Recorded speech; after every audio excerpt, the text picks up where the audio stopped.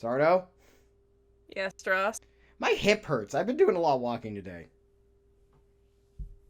You know what? That's fair. I think that's a symptom of getting older. Not old, but just older. No, that too. I also have several receipts. You want to know what I bought at Ace Hardware Store? What'd you buy at Ace Hardware Store? Wrenches. So I'm just gonna... Ranches? Wrenches. Because I needed to wrench something. Because I had several wrenches and they were all not big enough. Hmm. Well, sometimes you need a 16 millimeter and all you got is 15. But hello, everyone. Welcome to the Skeleton Crew Podcast. Hi, everybody. That's Sardo. Sardo, what is up, my purple skeleton friend? I would like the sun to stop. That's what's up. Fair. I like how, the whole skeleton, gimmick thing never comes up. We're like, yeah, we're skeletons. Forgets about it. By the way, we're skeletons.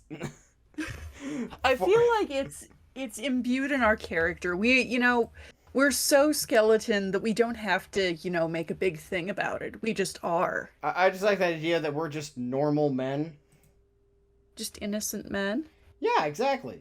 And because we're so normal, or we believe we're so normal. It's just how we are. Yeah.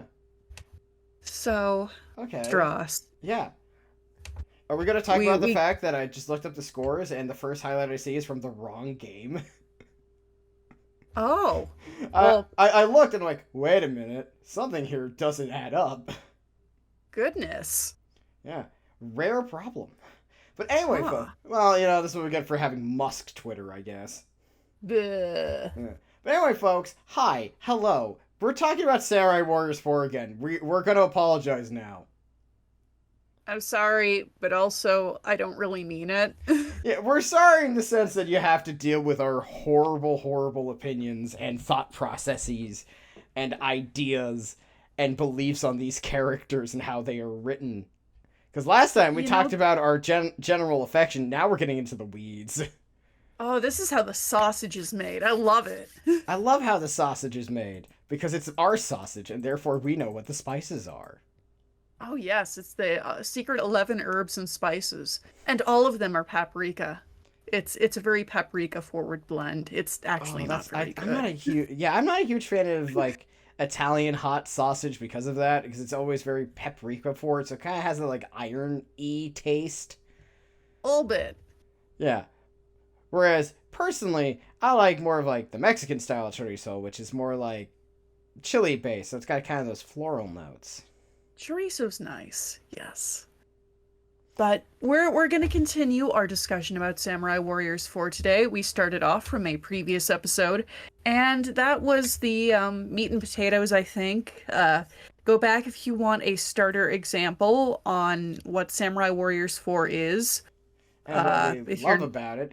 Hold on, I'm going to check something really fun for us. I'm going to check whether or not this is our longest. It's still our longest episode. Sardo, do you think it still is? Could be. Well, according I wouldn't doubt it. to this, 2 hours and 7 minutes. Yeah, it still is. The next longest episode we have is us talking about Wo Long, which is basically, which was kind of sort of covering two games at the same time. Only kind of, sort of. Fascinating. Yeah. So, yes.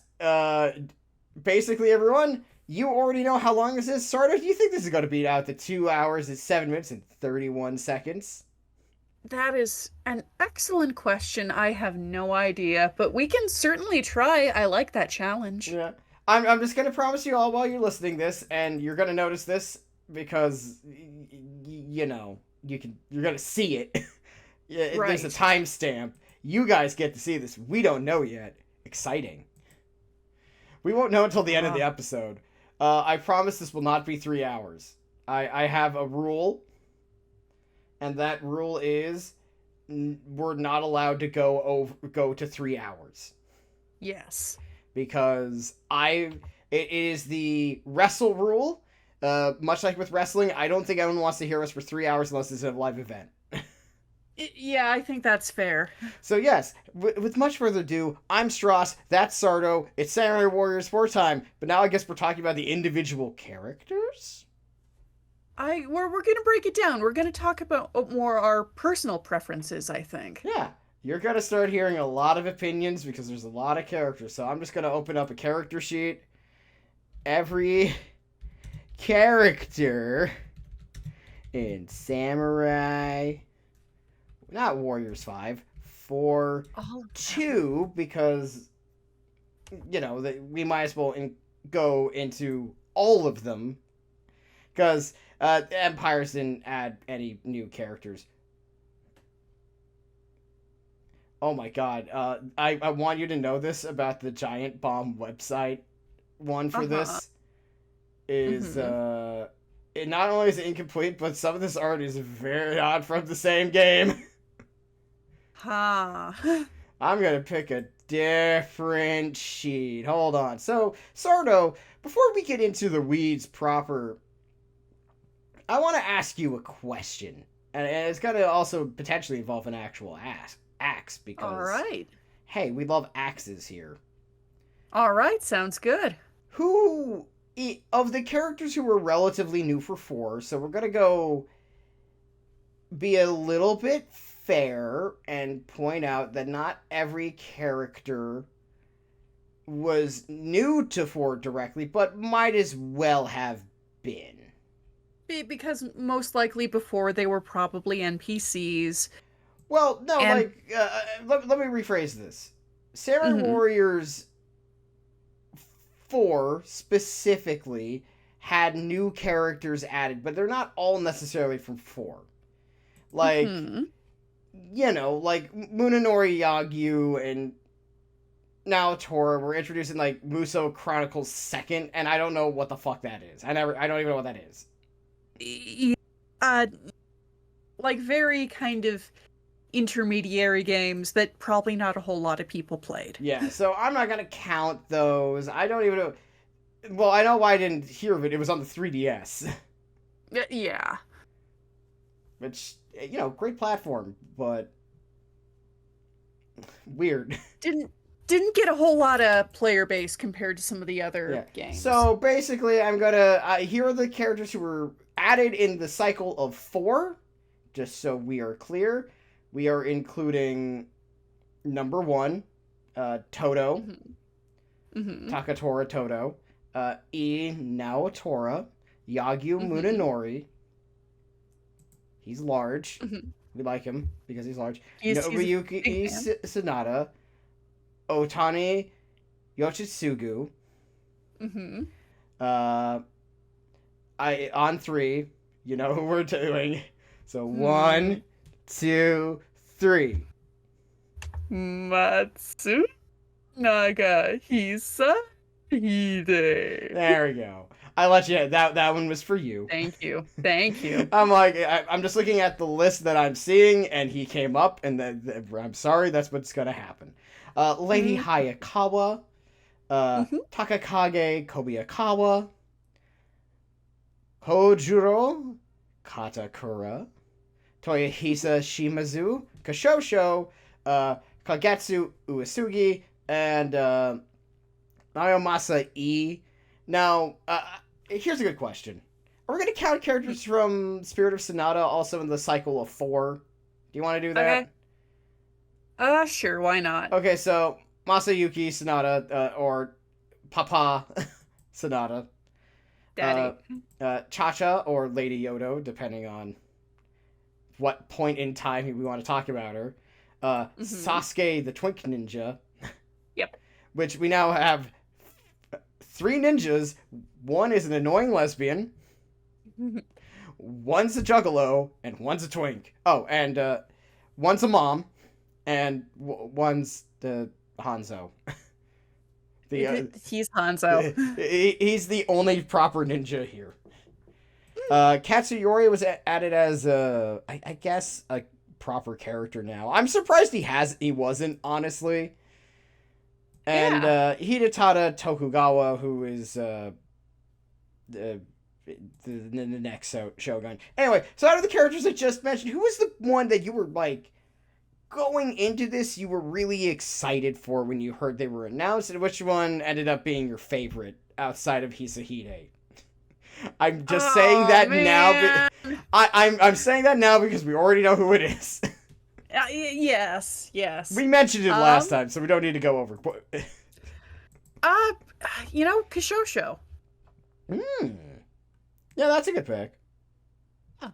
I don't. What was yours? I think of the new ones added. I'm looking through this. Kishosho is definitely up there.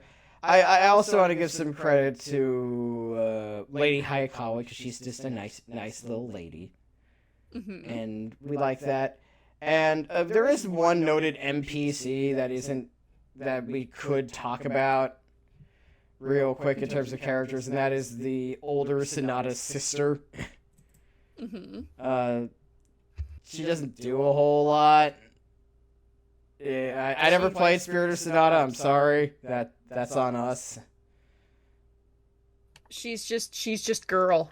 I'm very sorry to say that. She's very cute, but she's just girl. As far as we know, she's just girl. We're sorry. This is not an insult to her. This is just us going like... We're the same way with like Subaru Hojo, aka Kagetora, because like he's a guy. He's an NPC. He does stuff. Kind of sauceless, kind of dripless, unfortunately. Not saying that they could be saucy. They couldn't be saucy and drippy in the future, but yeah.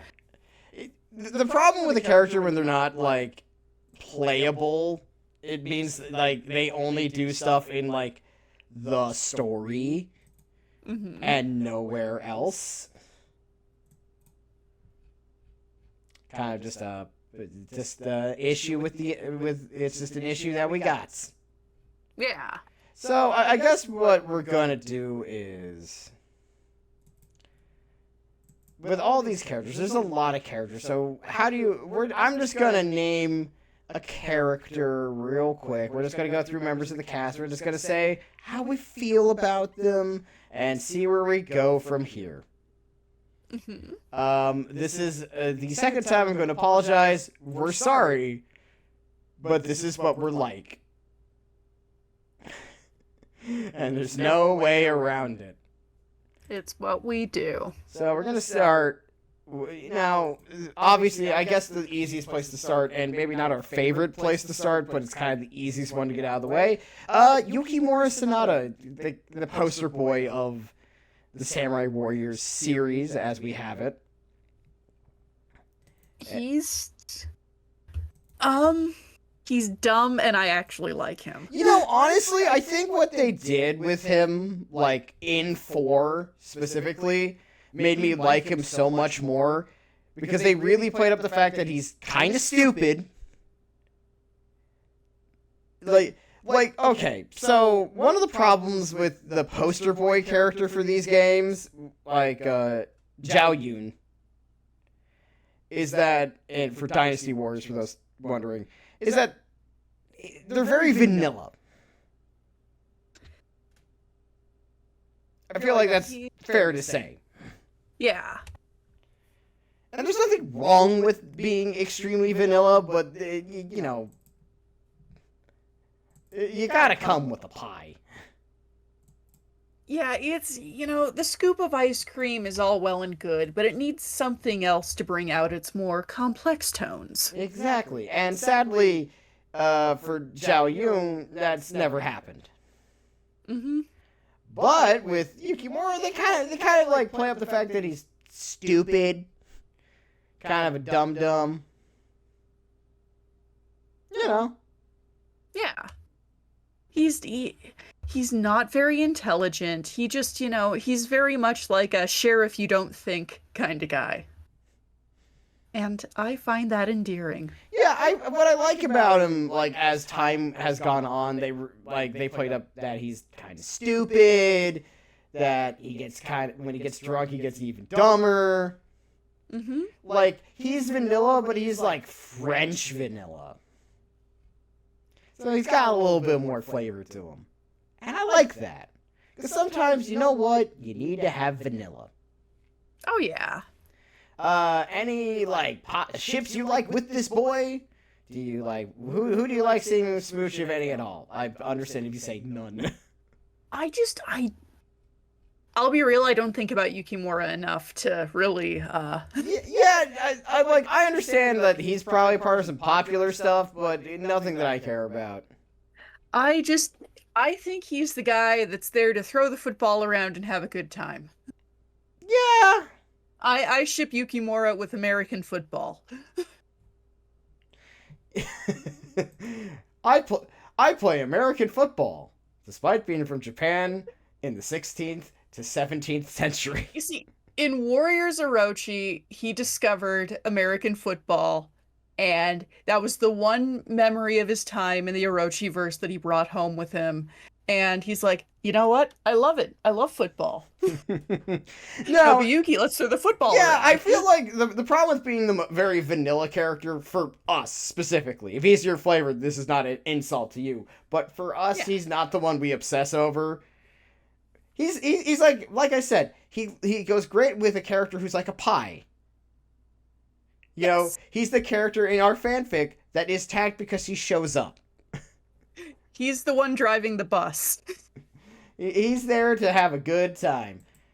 Unlike, but you know, I guess in this case, let's go to his, with the rest of sort of the Sonata slash Takeda faction. I feel like that's a good place to start. Mm-hmm. So, you know, that leads to a certain ninja who we have way more feelings about. Yeah. Or do you want to talk about his brother first and get him out of the way? Oh, let's talk about his brother because I don't feel like we have much to say, and then we can talk about the actual important person here. Yeah, well, the other two more important characters. We like his dad. His dad's cool. His dad's hot. Yeah. We love him. He's voiced by All Might. He is. Yeah, and then Yukimura's brother is Nobuyuki. He has white hair, which makes him visually interesting. He's married to Ina. They historically had a very good marriage. Yeah, what are the rare people where like we could like one of the problems with being basically of a noble class is half these people who are married to each other may or may not or definitely probably didn't like each other all that much. But not these two. They were the exception. Yeah. They were a very, very happy couple, and I'm very glad for them. Yeah. In fact, like he literally said when she died, it's like the light of my life is dead. Oh. Like, wow. I mean, he looked like 95. Yeah, damn. And That's ancient. Yeah, he was old as hell. Like, good. Yeah. But yeah, Nobuyuki, I feel like for us, we like him in the sense that he's Ina's husband. Yeah. I feel like that's our feelings towards him. Not that we have no strong feelings on him, except for the fact that he makes Ina happy, and therefore we like him. Like, Nobuyuki is like your one straight friend's husband who, like, is really chill and really kind to her. And for that, you just, like, you feel warmly towards him because he makes her happy and because he's actually pretty cool to be around. Yeah. He's the guy. He's the one guy in the queer friend group who is related to the one straight girl, as you said. Mhm. But everyone's like, oh, he comes to our stuff. You know, it's not really his thing, but he's supportive and we like him. Like, every queer friend group, I think, has, like, the emotional support straight friend. You're not wrong. It's just really funny that he's like a service dog. He is. He wears the little vest and everything. You can't pet him because he's working. And he's always working. I think the problem with the Sonata brothers is that they have this whole interplay of them having to fight each other at Osaka, and I just don't care. I have no feelings about it at all. The problem is because I don't really care about either of them because, like, they're just both good boys, and that's kind of it. It's like watching the Voros twins fight each other. Well, only, like, it's more violent and less funny. Yeah. Because instead of being wrestlers, they're samurai. This is true. But yeah, I feel like when it comes to them, they're fine. They're fine. We have no strong feelings one way or the other. 6 out of 10. Yeah. Like, they make other characters happy, so therefore they're good with us. Yes. Which leads us to a character we do actually care about, finally, and that's Kunoichi the Ninja Girl, who's one of the, much like Yukimura, earliest characters to be in this series. She's always been here. Yep. Well, until 5, but we've already talked about 5. 5 doesn't count. I agree. But Kunoichi is, as the name would imply, she's a female ninja. Yep. She's small and scrappy and kind of mean, especially to Kai. We love her. We love her. We like to believe that she's just a bratty lesbian. Yes. Like, she has this whole crush on Yukimura thing, but it's just like, no offense, but Yukimura's kind of dull. It's giving compulsory heterosexuality of like, I'm supposed to like boys. That's a boy. That seems like that would be a nice boy. I think this comes back to an issue with 4 where it's like, it's very hard for... They don't really write... Because part of the problem, these are games where you fight a bunch of people at once. So writing a proper romance is kind of like not going to happen too much. Like, not as like... the thing. It's not an insult, it's just kind of the problem of like, this is the game you're making. If there's a thing Koei does really well, it's not writing a compelling romance. They don't. And that's fine. You're going to hear a lot of us talk about 2 characters who are, like, usually considered a couple, and most of the more fun ones are the ones that are either weird or highly dysfunctional. Yes. And in fairness, for her, it's a crush. And the reason why we don't really... The problem is because we don't feel strongly about Yukimura. We have no investment in her belief in any of this stuff. He's a very average boy. He's a nice-looking average boy with nothing particularly interesting about him. Yeah. This is one of several characters who get ship teased with Yukimura, and we're going to be like... We don't care. I take all of Koei's romances as a suggestion that maybe you could want these people to end up together, honestly, and I don't listen to any of it. Honestly, considering the fan base, none of them do. No one does. Oh. The only time that there is like any form of version of this is they're already a couple. Mm-hmm. So like... Noah and Nobunaga, it's like they're already married by the time the game usually starts, so like, yeah. Okay. We're gonna... Duh. And these people are evil, so we're allowed to acknowledge they probably fuck. Yeah, exactly. Like, the problem with Kunoichi and Yukimura is that, like, it's so... It's not that it's not horny, but it's very sexless. And that's because, let's be 100% real... The problem with that is because Yukimura is very sexless. He's like a Ken doll.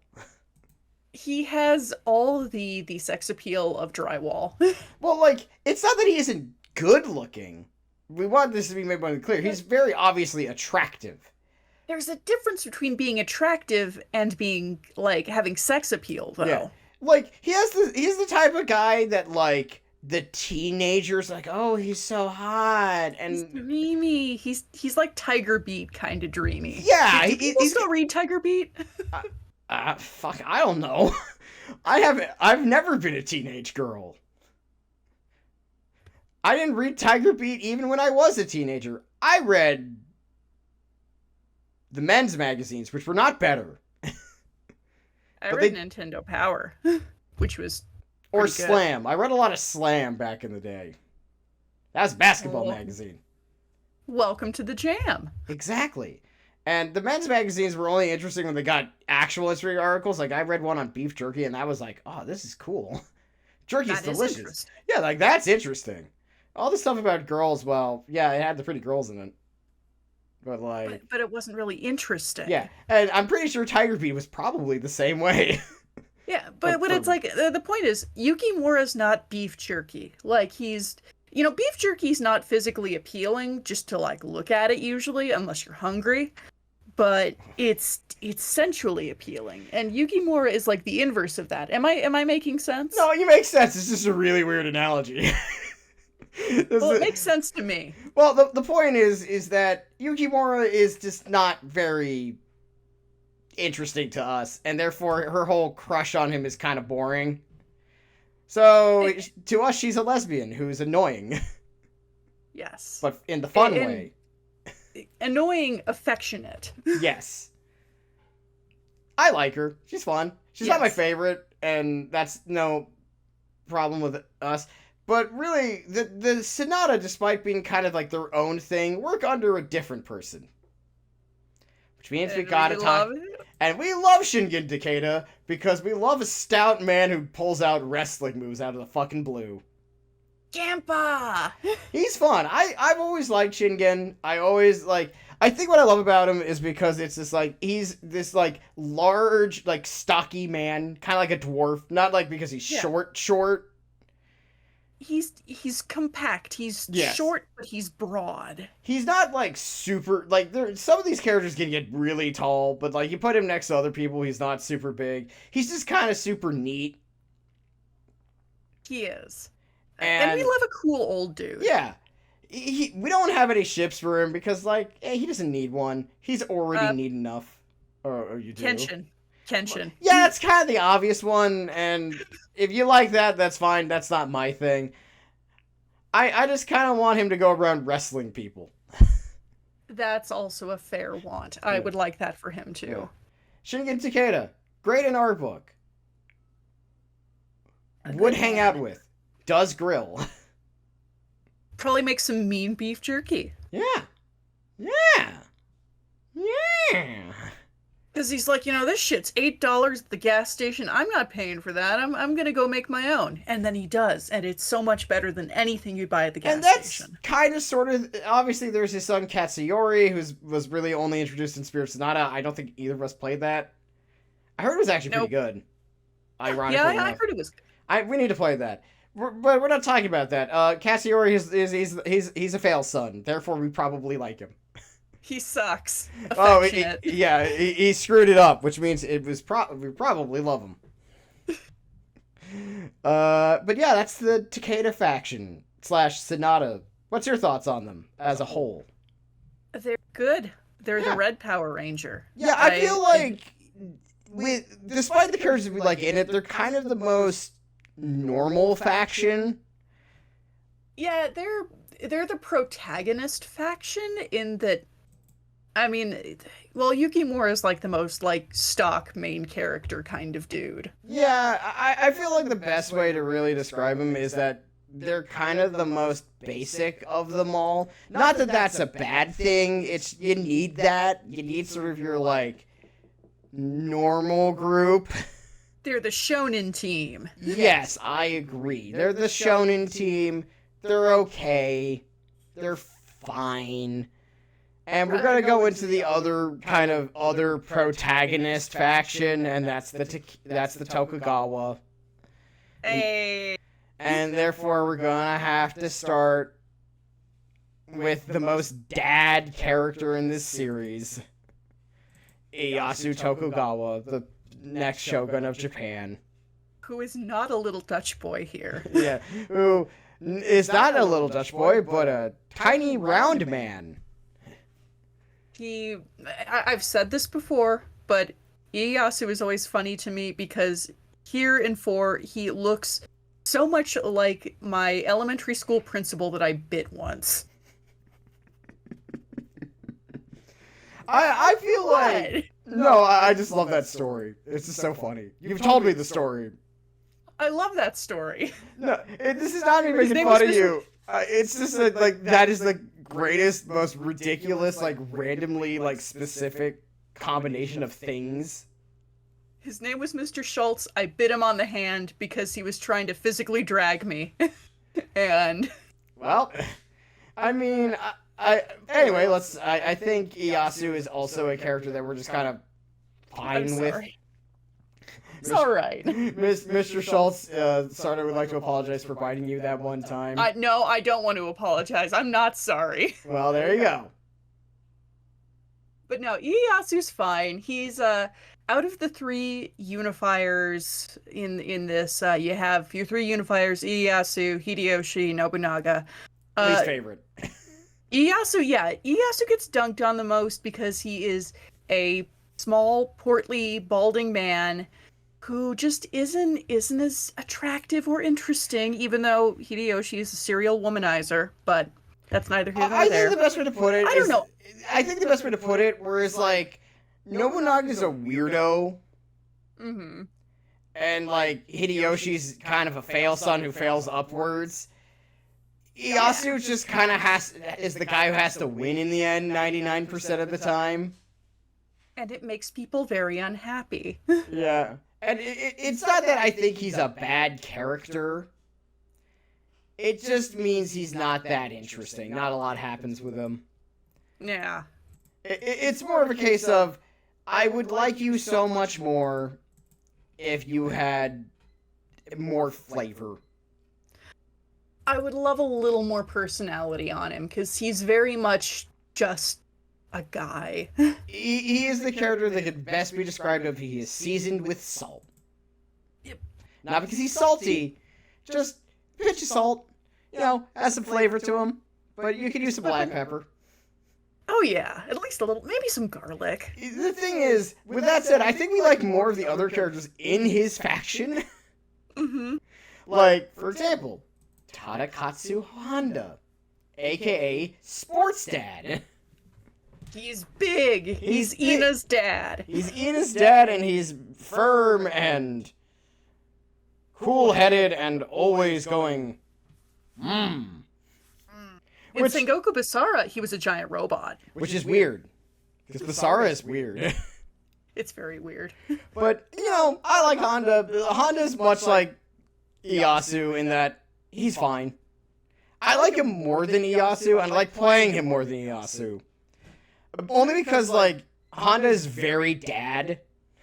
Yeah. Like, they're both very dad, but Honda's, like, the dad who disciplines people because Ieyasu can't. He's the one who tells you that his friend asked for no pickles on his burger. Yeah. He's like, he asked for no pickles. Is that all right? And you're like, yes, sir. And then he crosses his huge biceps. And you're like, wow, And he works out. he's big. And it goes to my theory that every male character can be improved by making him a dad. Yeah. And also, he's just, yeah, he has a fun design. He does. Like, he doesn't look generic, and he's neat. He's not our favorite. He's not even the favorite of his own family. Oh no. Definitely not of his own faction, because that's probably Ina, if we're being supremely honest. Yes. His daughter. His lovely little daughter, who is, like, she's the one straight girl on, like, the girls' soccer team. Mm-hmm. Which makes her a fun character in that regard of, she's the one girl who is the only one who isn't queer. Yes. Which is funny. I don't know why. It just kind of works. Just the obligatory straight girlfriend who is super cool. Yeah. Her design's cute. She's cute. She's like the jock character.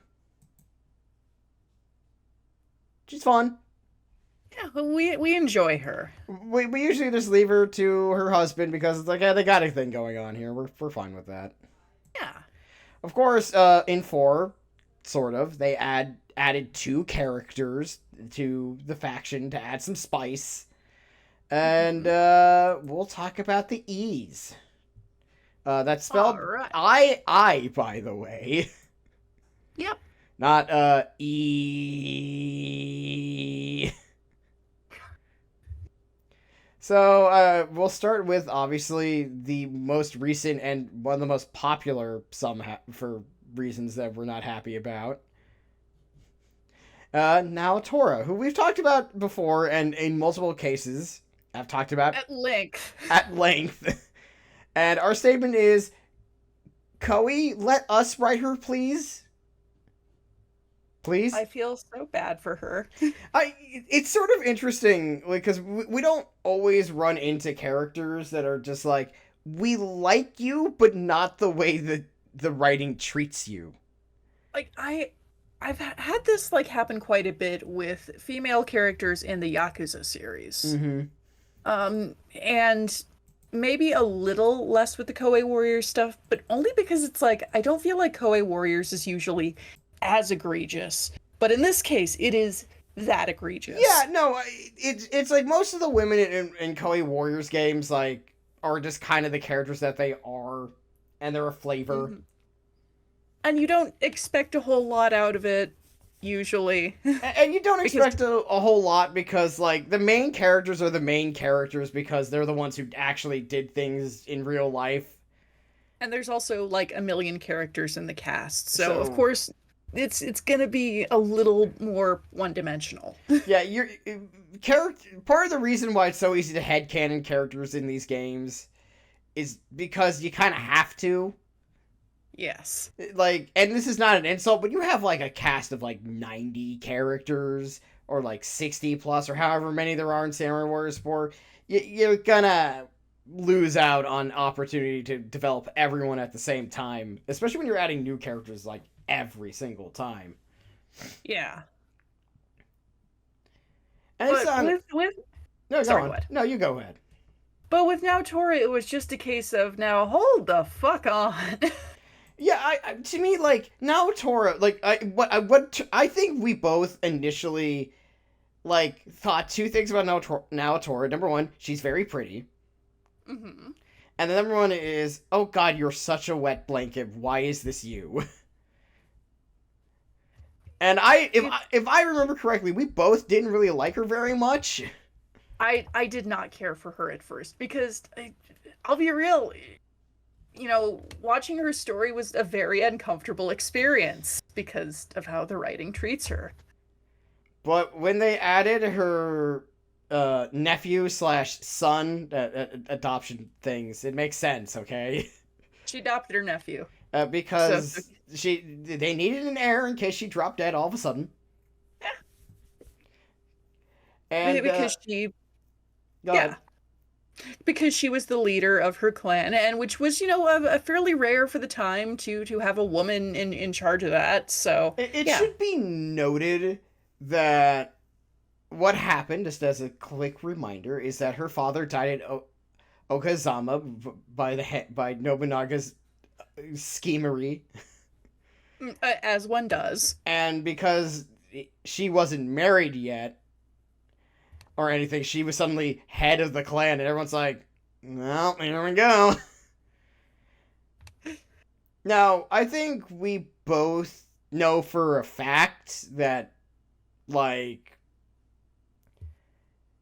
now Tora was the problem with her. Now, in Basara, she's a very different character, and people were like, oh, we like this version. Why isn't she this? And I go, like, because they already have that. Yeah. Their version of that is already at home, and we like that. So but what was thankfully what happened was in 4-2, which is the one with all the side stuff, they with now Masa being added, who's kind of just a gruff, apathetic teenager at times, He's a mad boy in a big suit of red and blue armor. but she treats him like a little kid, and it's like, oh, you're a mom friend.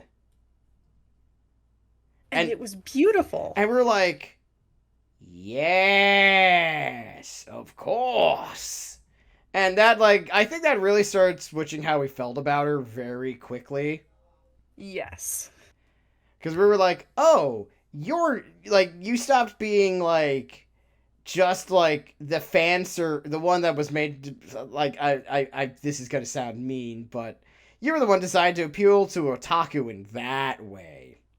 It's true though. It's true though. And then it's like, oh, but now that you're a mom friend who does mom things, now we just want to put you in like sweatpants and like a big comfy sweater. It gave a little more depth to her character, and we took that and ran with it. Yes, and now we believe she's dating a different character. That's coming later. That's a specific faction. We'll get there. Yes. But yeah, it made us like Naotora a lot more, Mm-hmm. which is interesting because usually a character doesn't always get a second chance like that, and I'm glad she got it. She I deserved it. am. She did. Which means we're gonna now have to cover her nephew slash son, Naomasa, Her son few. her son Few. He's fine. I He's- think he's very much a straight man character, Yes. so he's less silly. His biggest ship is with Toyohisa Shimizu. It's very gay. We're in for it. Yes. I enjoy him as an extension of Naotora. I Like an also, appendage. he's kind of this weird character where we both kind of enjoy him because he's connected to two other characters. Yes. But because he's such a straight man and a lot of humor, it allows us to use let him be straight man for our own stupid stuff.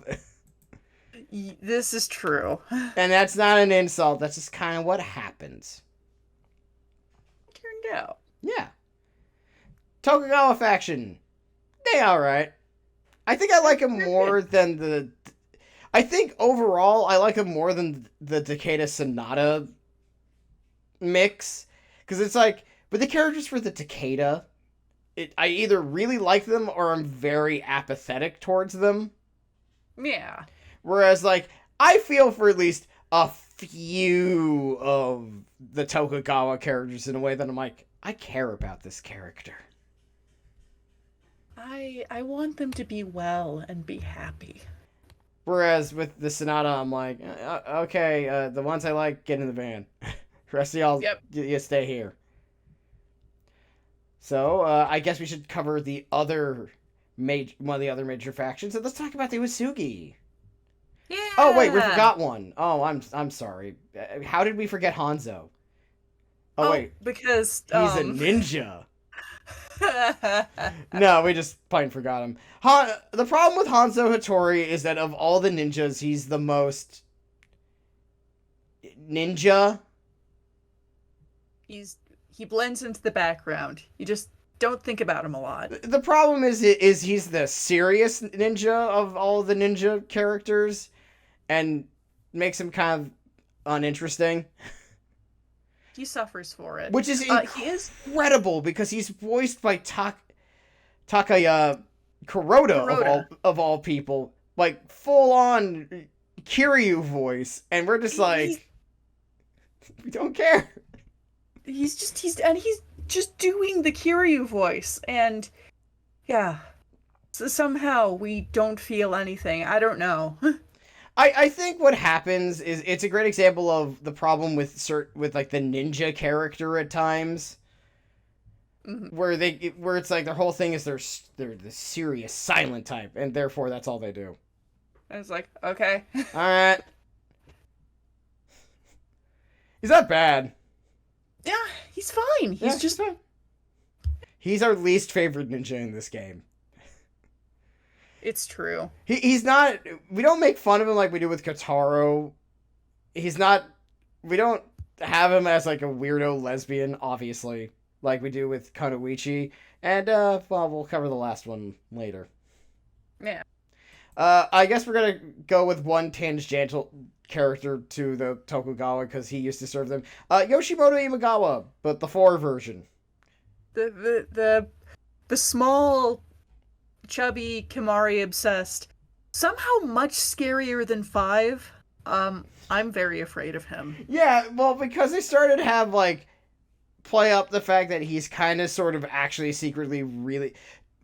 The problem with a lot of depictions of Yoshimoto Imagawa is that he is famously famous for his biggest failure and not for any of the other things that he actually accomplished.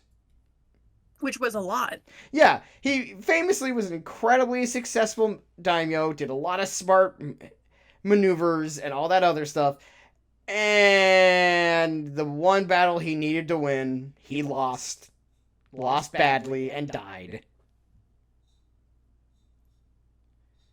idolized Yoshimoto. He never scored. Yeah. And thusly, he's remembered in a lot of anime as this kind of foppish, ineffectual, oh, speaks like this, especially in English dubs. Oh. And, And also, like, they make him look very, like, old school, like, Heian era samurai. Just, like, drive home the point that he's, like, old, like, ineffectual and foppish.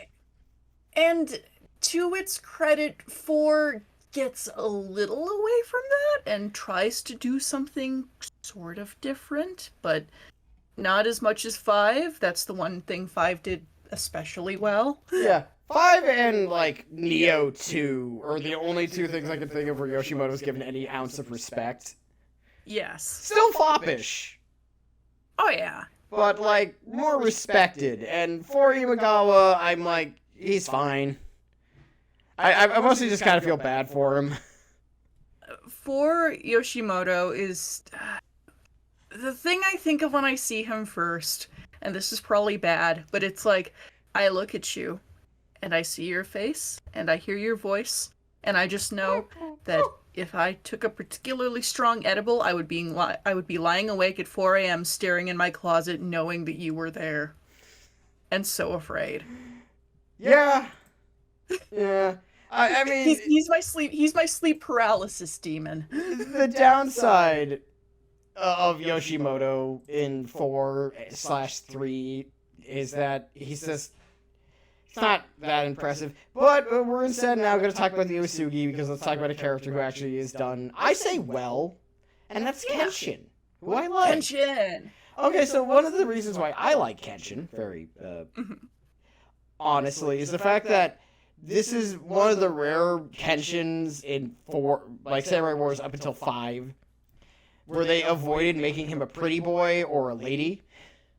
Which, given Koei's track record on making so many people be shonen, that's very impressive, and I'm proud of them.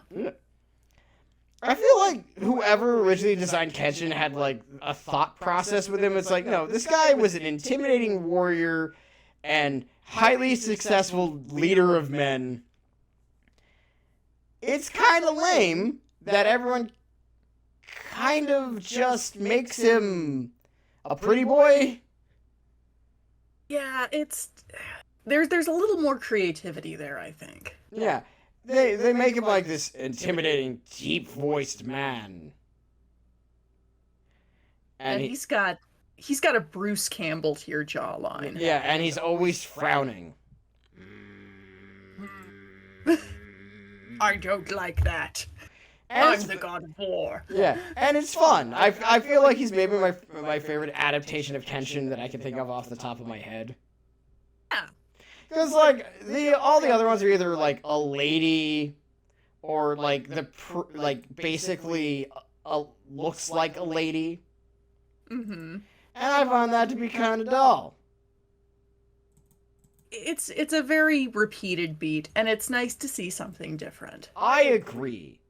It's not my favorite interpretation of Kenshin, though. No. That would be from Oda Cinnamon Nobunaga, where he is a borzoi. That's my favorite Kenshin. and also your favorite kind of dog. My favorite dog breed. Which is probably why that's your favorite. It's true. But this one is really good. He is rivals with Shingen. They fight each other, but they also kind of care about each other and respect each other as warriors. Just guys being dudes. Just guys being dudes. Yeah, I like him too. But honestly, I feel like what makes him fun is the rest of his faction, because he has to deal with, like, kind of the weirdest faction. Part of the weird part about the Uesugi is that, like, they have some of the oddest lineup of characters by writing. Mm-hmm. Which is why we get to his sister, Aya. Yeah. Who we like, and are also scared of. How do you want to describe Aya? I'm going to let you have this. I'm letting you have the floor for this one. Aya is a very beautiful woman. She is graceful and poised and elegant. and perfectly coiffed. She's like a swan if a swan were a person, and by that I mean she can break bones with her wings. Mm-hmm. I love Aya. I wish Koei would write more women that are just fucking freaks, because she's a freak. Yeah, Aya is kind of creepy in like a very weird way. Like, she's this incredibly pretty, long black hair, not dressed in any way that makes you think she shows very little skin, but like everything she does makes you kind of scared of her. She okay, my thing is Koei saw the success of Chunhua in Dynasty Warriors when they introduced her. It's like, oh, a kind of pseudo motherly figure who's also scary and a little unhinged. Keep going. Take that, keep going with it. You know, I hate to inform you, Sardo, but Aya came first. Holy fuck! You have to remember, she was introduced in Samurai Warriors 3. She's in Warriors Orochi 3. I mean, damn, you're right. But it's sort of like, oh my god, she's just like kind of weirdly unhinged in a lot of her like interactions with other characters. But not like, unhinged. She's more like, I'm in your walls. She reminds me a little bit of Tharja, just in that sense. Less on the antisocial side, though. Like if Tharja was friendly. Yeah, if Tharja was a lot nicer to you and a lot more personable instead of a weird, awkward, antisocial nerd who happens to be extremely hot. Mm-hmm. And she is.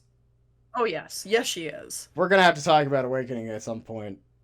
Oh yeah. But she has a son who is the heir to the clan, Kagekatsu, who is a big, large, softy, and I like that. He's a good boy. He's a large man. He's very honor bound, but he's not mean. He's like, hello. Hi. Want to go ride bikes?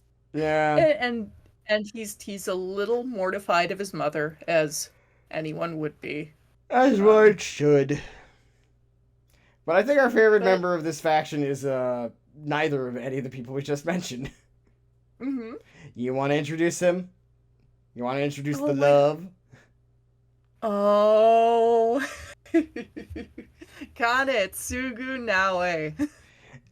Our boy. He is the golden retriever of the cast. I feel like so dumb. He's kind of dumb and he's kind of silly, but I kind of love him because he's so he's like, I believe in doing the right thing and justice. Justice and love. Yeah. I support him so much. I don't know how the hell he got into this particular friend group. Yeah, no, he's such such an odd addition to this group who are like the very stern and odd Kenshin, the even weirder and kind of like creepy Aya. See, the thing that I think is Kanetsugu's just the kind of person who will like forcefully befriend everyone. Yeah. And here he is, and these are his best friends, and he's so happy. Yeah. He's a sweet boy and a good boy. And he wears the kanji of love on his helmet, which is actually real, by the way. That's a real thing that he did. I've seen pictures. Of the helmet. It's like, oh, that's really cool. Yeah.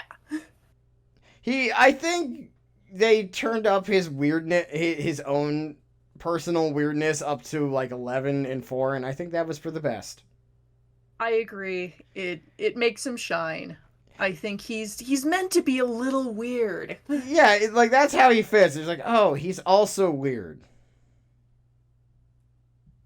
He's a freak, but in a different way. And when I call somebody a freak, I mean it lovingly.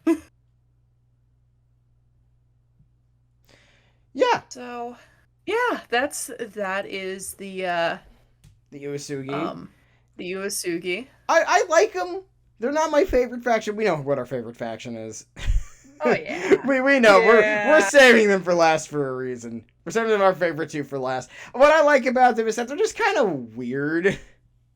They're there. They're there, but I appreciate the fact that they have a lot amount of odd flavor. Yes. And I feel like not a lot of there are a lot of like sub factions and micro fractions and weird fractions. There's all kinds of people, but nobody's quite like them. Yeah, no one's quite just as off kilter in their way. I don't think we ship him with anyone. I just think we just have him run around being a weirdo. He's in love with life. Yeah, you know what? And good for him. I think this is a good time to go over some of the wandering non-factional characters. Yes. Who don't have any real relations. So we're going to start with the Sword Boys of Kojiro Sasaki. Mm-hmm. And, of course, Musashi Miyamoto, probably the most famous person here in terms of literary importance. I'd have heard about him. As in, he's the one who wrote a book. He's been so many anime girls in so many different gacha games. God, and it's always, like, not the best looking one. Never. There is going to be a day we're gonna be talking about Fate one day, and it's just gonna be us complaining about Fate, and I am here for it. I am here for it. The only character I have anything nice to say about is Moriarty. I was gonna say Da Vinci because I felt like, hey, we're gonna actually be a bit weird about it. I'm like, I'm here for that. That's true. That's true. Okay, so and Edison because he's a lion man, which is so weird. Too. That's so weird. But yeah, the Sword Boys, Musashi and Kojiro. Musashi. We'll start with Musashi. Gay jock, just gay jock energy. He's a gay jock. And his boyfriend. He's a gay jock. And his weird boyfriend, who's a theater kid but also a jock, Kojiro. And Kojiro is great. And that's how we feel about him. Kojiro is a murder machine, and I like him. He's cool. He's gender, in my opinion. I feel like Musashi's sadly one of those characters who kind of runs into that awful problem of being like, you don't have anything to do. You're just kind of neat. And it feels weird not having you in here. You're there. Yeah. It's like you're there. Like, he doesn't always appear, but, like, he's cool, though. Like, the problem is he's too cool to leave out, but he doesn't really do anything. He doesn't contribute anything to the class. Yeah, he's sadly one of those characters that, like, Kojiro's the same way, where it's like, you don't really do much of anything. Like, you did a bunch of important things and you're like historically important, but you don't really do much. And Kojiro is like the bad one, but we just like to believe that they kiss. They do kiss. There's no doubt. Come on. I just like the idea that like one of them is way less open about it, and not because he's like ashamed, he just doesn't talk about it. He's just not very demonstrative. Yeah, he's just like, oh, you're dating? Yeah, I guess so. Yep. Yep. And that's the end of the conversation. So that's them. Yeah, they're fun. They're neat. They're sadly much like this next character, Akuni, a character who just kind of doesn't, like, she's a character that exists and has always... She is... And she's, like, historically, like we said, important. She's the founder of Kabuki Theater. Yeah. Which is neat. She's theater. Yes. It is cool. But, like, that also means that she doesn't really do much of anything. She's whimsical. That's her job. She just kind of shows up every so often. Does stuff. And then she leaves. Yep. That's okay. Yeah. It's okay. We like her because she's weird. But, like, not in the way Aya is weird. She's She's quirky. Yeah, she's that quirky girl you meet in college that you thought was really hot, and then you talk to her for like actually 5 minutes, and you got very scared. It's like you are not putting on a front. You are strange. Like, oh, I thought like the weirdness was like a flavor additive, and instead it's you're terrifying. That's what you are. You scare me. That's why she's fun. Yes. Which leads us to our next roaming, nondescript, a part of no group, Goemon Ishikawa, the famous thief. He steals stuff. He is not the persona of a certain Kitagawa Yusuke. I got it right. Yay! You just met just to be much clearer, Sardo just met Yusuke from Persona 5 for the first time recently and was in love immediately because he's weird. I love him. He's strange. I keep calling him Yosuke. He's not Yosuke. That's not your fault. Everyone fucking does that. I did it the same stream. But Goemon is a thief. Large. He's a big, jovial, boisterous dude. And he's also kind of just there for a lot of stuff. He occasionally participates in shenanigans. Yeah, the reason why we're just covering these characters very quickly is because they're not part of any faction in any real way. They don't really do a lot in the story. They're just like famous people from the time period that are neat. Mm-hmm. So we're like, because there's two types of these characters who are nondescript faction-y. There is the first version, which is like, you don't belong anywhere, so we just kind of have to put you somewhere. But we think you're cool. That's where you get your Goemons, your Kunis, your Musashis, your Kojiros. And they're neat. All sorts. And then you have the other half of this, which is characters who kind of float around part of the story from like faction to faction, where they do stuff. And they actually are like attached to the plot in some way.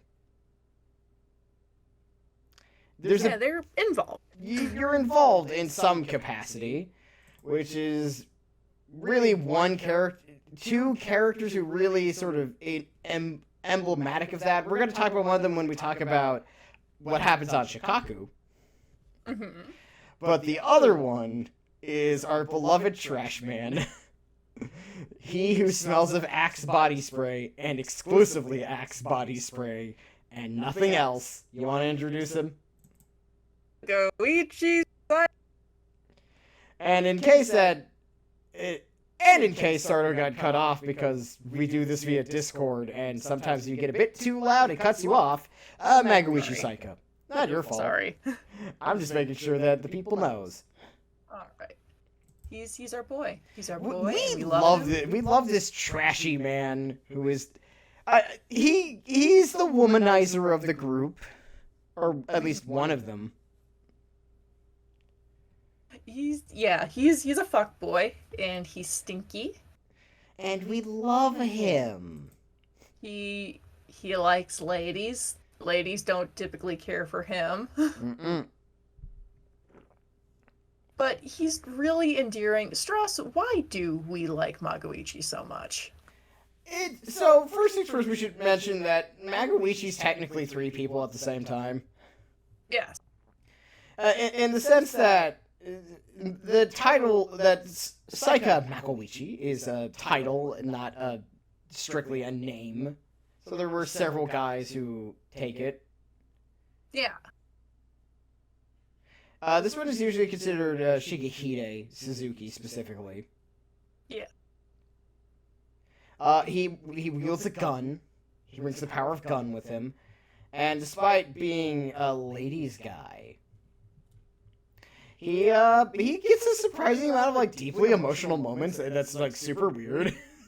He's got depth. Yeah, he's weirdly one of the deepest characters you get in these games, and it's just kind of really odd. Not because it's bad, but because it's like, this is not the character you think would be given a lot of depth. Yeah, because he gets a lot of like silly kind of yakety sax moments where it's like, "Hey ladies," and then all the girls are like, "Ew." And then he has like these astounding moments of like, sadness and like all my friends are dead. Mm-hmm. And also, Nobunaga wiped out, I think, a good portion of Magoichi's companions, the rest of the Saika clan. And so Magoichi hates Nobunaga. Yeah, That but is a he's thing. besties and king bad influence Yes. on our good pal. And you know who it is. It is Hideyoshi. Ah, yes. And like weirdly, that also leads to more actual drama. Like Magoichi's such a fascinating character in when you put him in perspective. He's a roller coaster ride. Yeah, he's like an odd roller coaster ride. We love him. He's a weirdo. I enjoy him quite a bit. He was actually one of my first favorite Samurai Warriors characters. Oh, me too. He's fun. And it's like, it kind of goes to show that, yes, you can have a character who's a thing, but they can be more than that. Yeah, he's got some pretty decent writing behind him. Yeah. Weird. It's not bad, it's just odd. And so I guess going with the other kind of free-floating, non-attached characters, because I know Shikaku is kind of like its own separate thing, but Yeah, Motochika... Yeah, we should just talk about him. So, Motochika Shosokabe. So what we need to discuss is, like, the Shikaku characters are basically two characters now, sort of. Like, Motochika Chosokabe is so is like important to the time period, but he's kind of like in his own mess that he doesn't have much to do.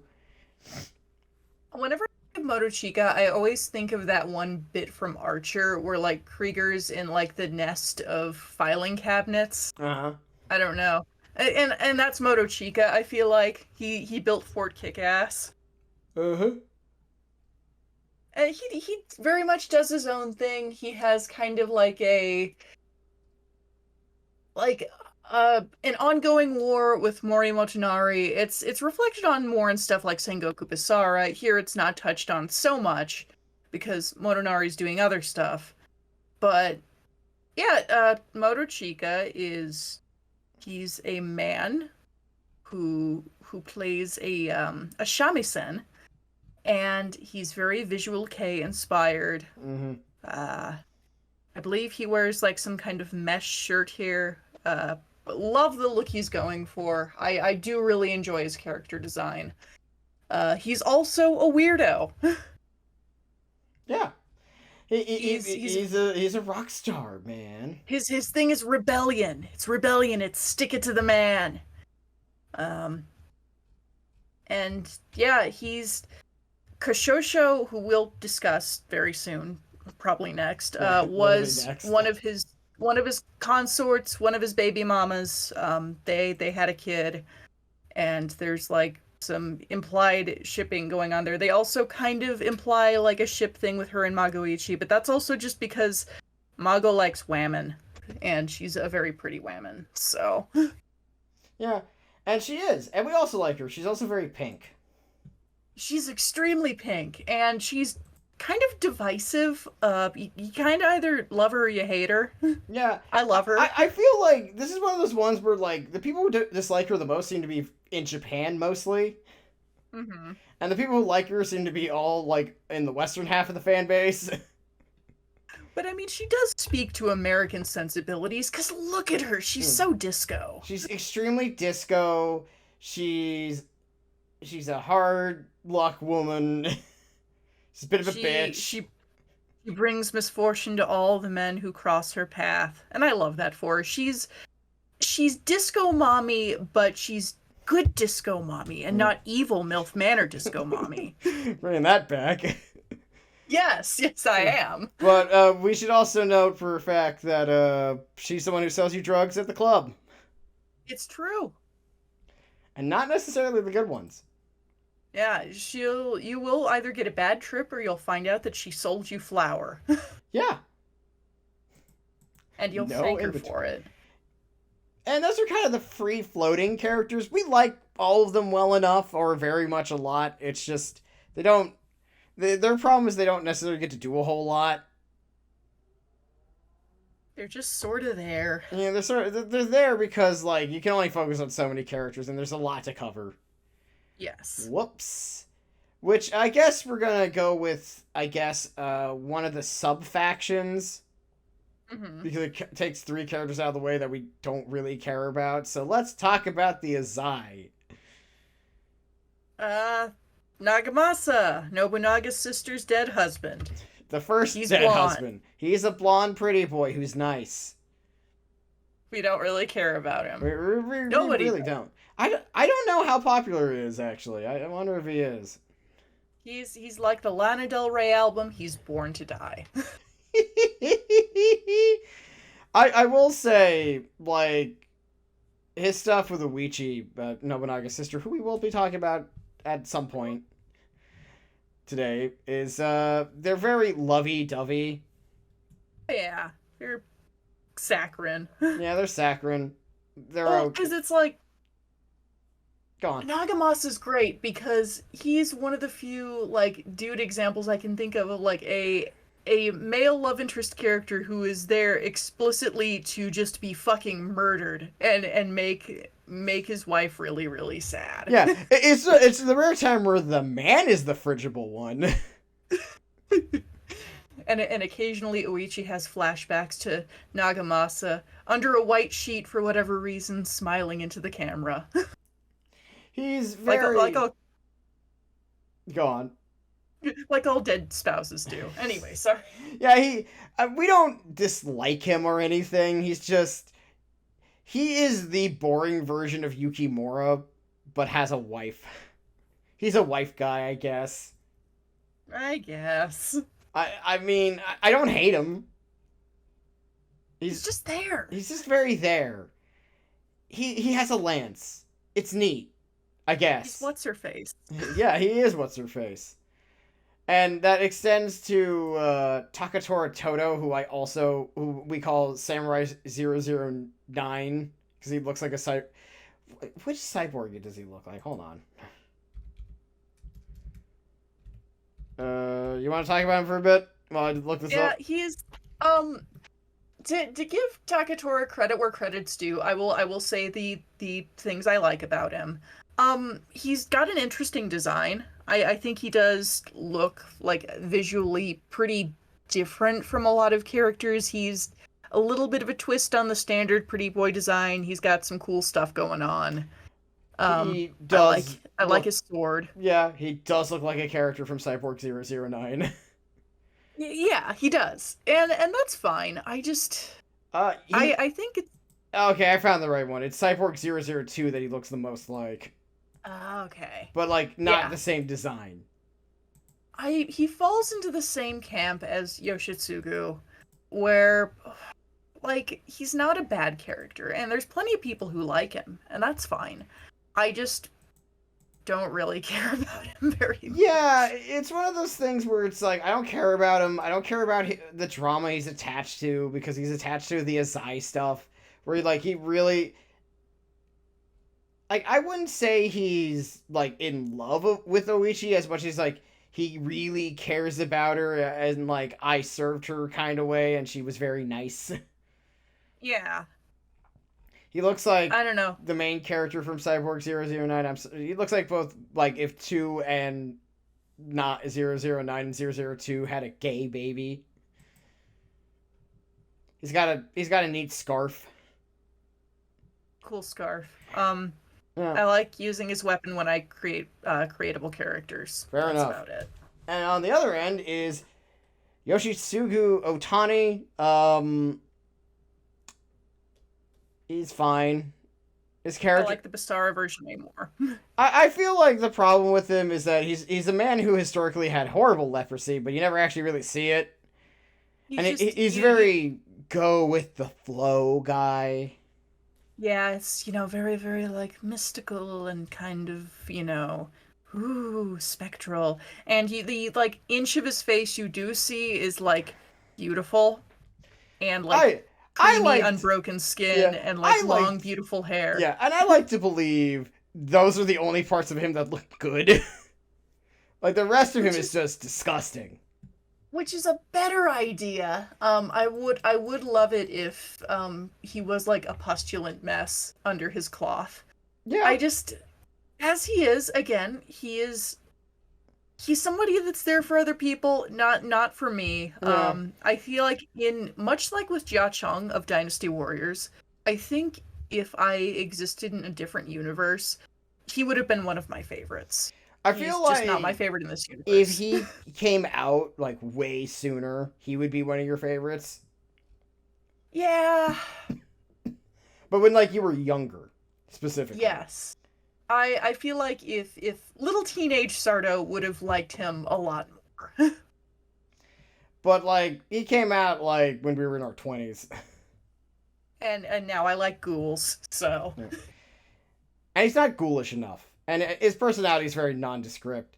They're fine. The Izai characters, they're not technically Izai characters. They also float around. They're fine. Yeah. I guess we should cover the Mori characters real quick. And it is a father-son duo of Motonari Mori, who is a hot old man who really likes to read, and his son, Takakage Kobayakawa, who is a good-looking, not old man who really likes to read to the point where it's kind of disconcerting. And they're neat. Fine. Yeah. A good friend of ours likes him. Yeah. So. I mean, the problem with Motonari is that he's technically dead when most of the important stuff happens. Yeah, so he's just like chilling. Yeah. I do like in Samurai Warriors Chronicles 3 for the 3DS, which I think 5 people played, myself included. There's a special story where Motonari becomes evil. And that's interesting. I think the best way to sum him up is he's neat. We like him. Yeah. He's not our favorites. He's a dad. But a dorky dad, which makes him... He's a very dorky. He's a very dorky dad. His son is a nerd. Say it affectionately, Takakage has like homeschooled vibes. The difference is his father is smarter than anyone you've ever met. So he has the right to homeschool. Like, I can teach you better than anyone. He's like, are you sure? 5 years later, I have mastered everything. I invented physics. He's neat. But that's them. He's neat. He's neat. They're neat. Yeah. Let's see. Who else? Any other free floaters I need to go over? I guess we could take this time to talk about... We're talking really about sort of the micro fractions as not fractions, factions that exist, like the Mori, which means we have to talk about the Date. Date. You might have heard of him. Masamune Date, probably one of the most famous men from this time period. Hilariously not super accomplished and started way later than everyone else. Which means that, you know what, it's okay if you're a mediocre late bloomer. As long as you've got a really cool helmet and eye patch, people will remember you. And also you'll be super... find a major city in Japan. That also helps. Yeah, probably do that too. But you'll get to be super fucking cool in all the anime adaptations of your life. It's not that Masamune never accomplished anything. It's just that by the time he finally got started, like, to give everyone a point here, he was born several years after Nobunaga got his major start. Yeah. So, you know, he's a very late comer to all this stuff, which means he's just kind of there. He was like 12 when most of the big events were happening. Yeah, but he's neat. He looks cool. He yells a lot. Like screams. He wears an eye patch. He's not as short as I previously believed him to be. He has short guy energy. Well, in fairness, he was like a young kid in the first game, so you're probably like mixing that up with that fact. That's what I'm doing. Yeah, so it's not your it's not like, oh, I'm treating him like I thought he was shorter. He is one of the shorter male characters that isn't, purposely meant to be extremely tiny. But And he's gone. He's a big angry baby. Yeah. Yells a lot. Kind of the immature major character. He's sort of like I like to think of it as like Magoichi's kind of like his like sort of like his uncle figure, like your loser uncle that you really enjoy hanging out with. Yeah, their friendship is really fun. I don't ship them or anything, but I do like their weird relationship. Yeah. And then came his dad figure, Kojuro, which is spelled with a U. Yes. Kojuro Adakura. He plays the flute. He's neat. He wears glasses. He wears glasses and specifically gets tormented by Aya in a lot of extended scenes. They got a weird fucking thing going on. They really do, but it's a fun, weird fucking thing. Yes. It's not shippy as much as it's just like she torments him. Like an angry ghost. I like to think of it as platonic BDSM.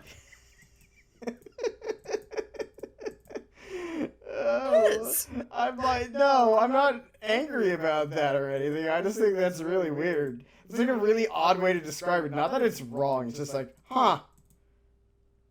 Didn't see this one coming.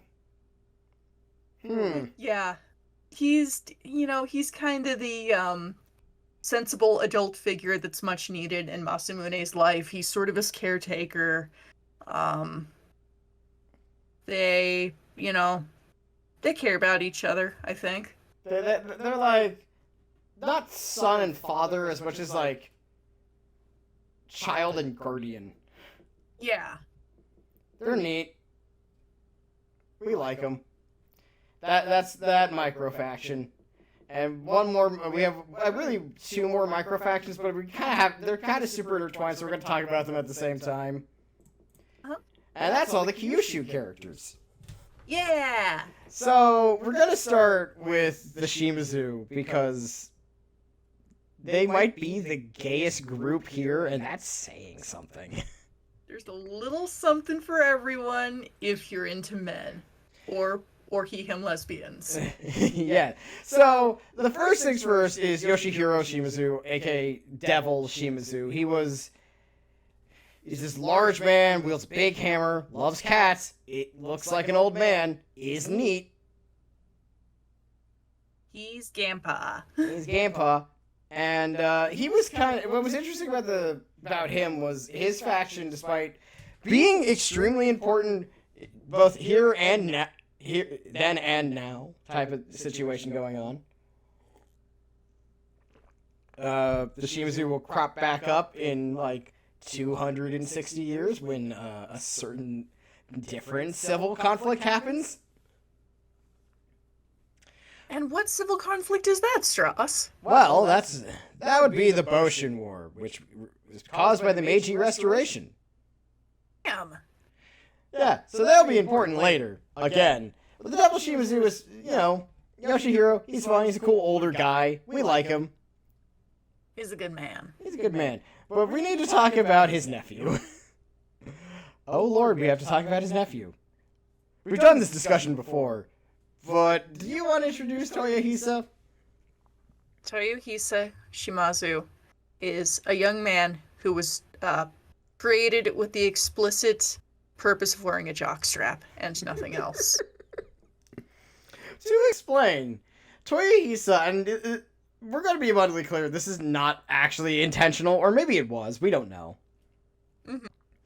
But Toyohisa is somehow, some way, truly was created to appeal to gay men exclusively. I don't think I've ever seen anyone, like a character so, like, in a way, so built to appeal to gay men, but not on purpose. It was a total accident, but I still like to think that somebody on the design team knew damn well what they were doing. I feel like that is the case, but it's held up by the writing, which is the funniest part. Like, I don't know why. He just feels super gay. He does. He was... Koei gave the gays everything they wanted, and they didn't even know it. Yep. And I think what makes him so funny is that it's just like just be careful when you look up any picture of him on most image hosting websites. You will see porn. It's lot of gay porn. Sultry. It's sultry. And it's never intentional. In fact, hold on. I'm gonna do a little test. I'm gonna look this up. Let's see how long when I just look up. For front page. Oh, I love this game. Every time we play this game, it's always immediately. The answer is always the moment you open the game up. You lose this game immediately. Every time. Without fail. I've seen this boy in a jockstrap so much. And it's not like the rest of his writing doesn't help. It only adds fuel to the fire. Yeah. It's like, this is not one of the rare times where I feel like, oh, people just feel that way about it because, there's certain characters who are like, oh, they're super gay. And then you, like, watch this or play the thing and you're like, no, they're not. Not this one. This is... Oh. It's the midriff, isn't it? It's the midriff. It's the midriff. The midriff... Listen, if somebody... You take a character, you put them in a crop top, they're always going to look gayer. Especially if they're men. Yes. Well, yeah. For women, it can be kind of gay. For men, it's super gay. It's turbo gay. Yes. And he just is. He's also, like, rambunctious and compared to a puppy a lot, which doesn't help. The puppy... It's the puppy thing. The puppy thing really doesn't help. But they have foils on Kyushu, and that's the Tachibana. Mm-hmm. Who are led by the closest thing you can have to 16th century beards as a couple. I love that for them. Ginshio and Muneshige Tachibana. Ginshio is like a spunky, hard-ass woman who fights with a sword, wears a lot of armor. She'll beat your ass, and she loves sweets. And she's just so incredibly lesbian in feel. Yeah. It's just, sometimes you'll look at a character design and it's like, that's a lesbian, and that's how I felt when I looked at her. Yeah, she's one of those characters where you look at and like, oh, you were, maybe not intentionally, designed for women who love women. And then you have her husband, Muneshige. Actually, a married couple, we should mention, so this is not out of nowhere. They were married historically. It was not Muneshige, a super fruitful marriage in terms of producing children. We don't really know much about the relationship. We just know they never had kids because one of them was that she was probably infertile. Most likely.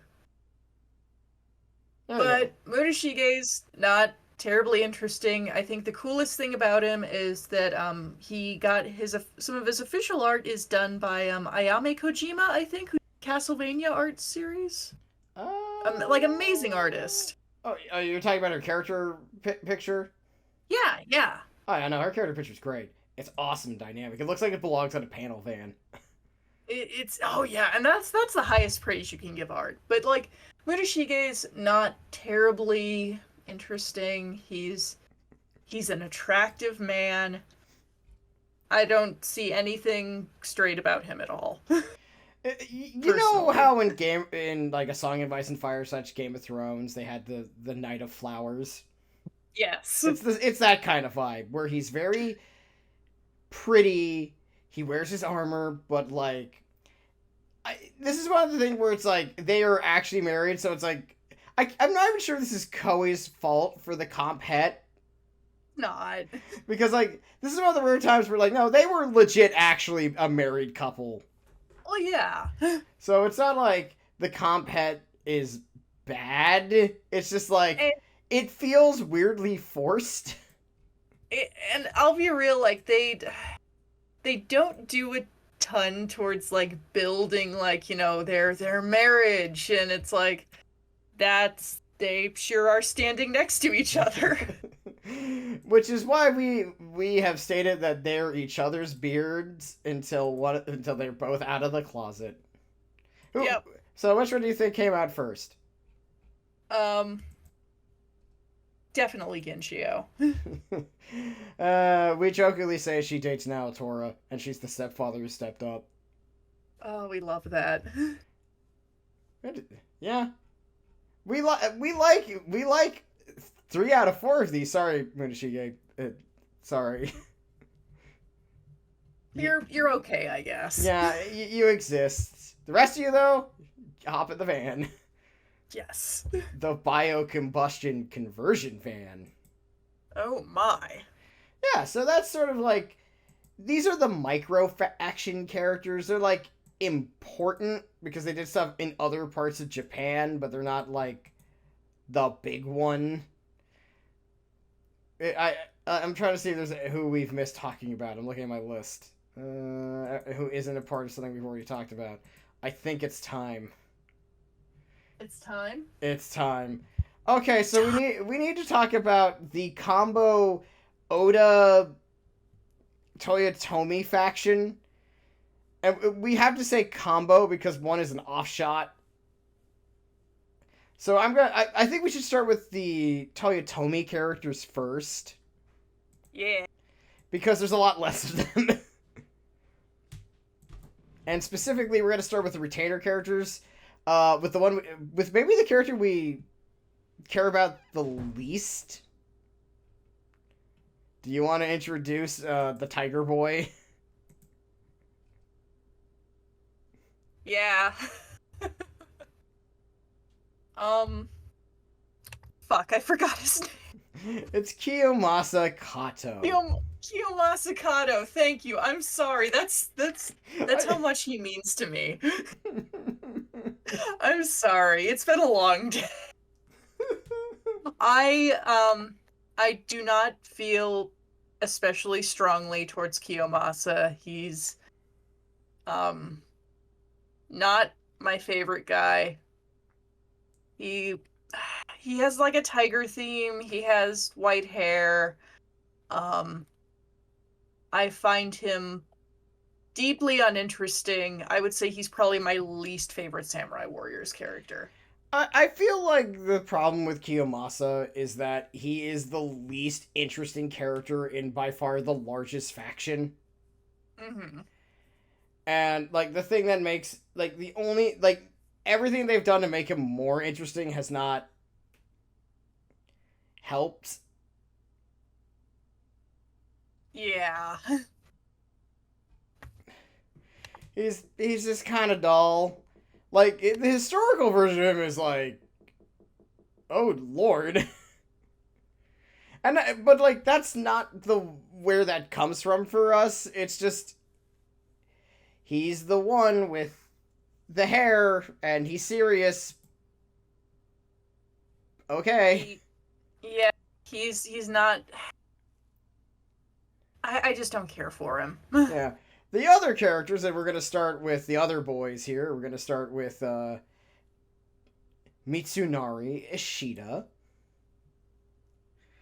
The most popular character by fan polls, whether you like him or not.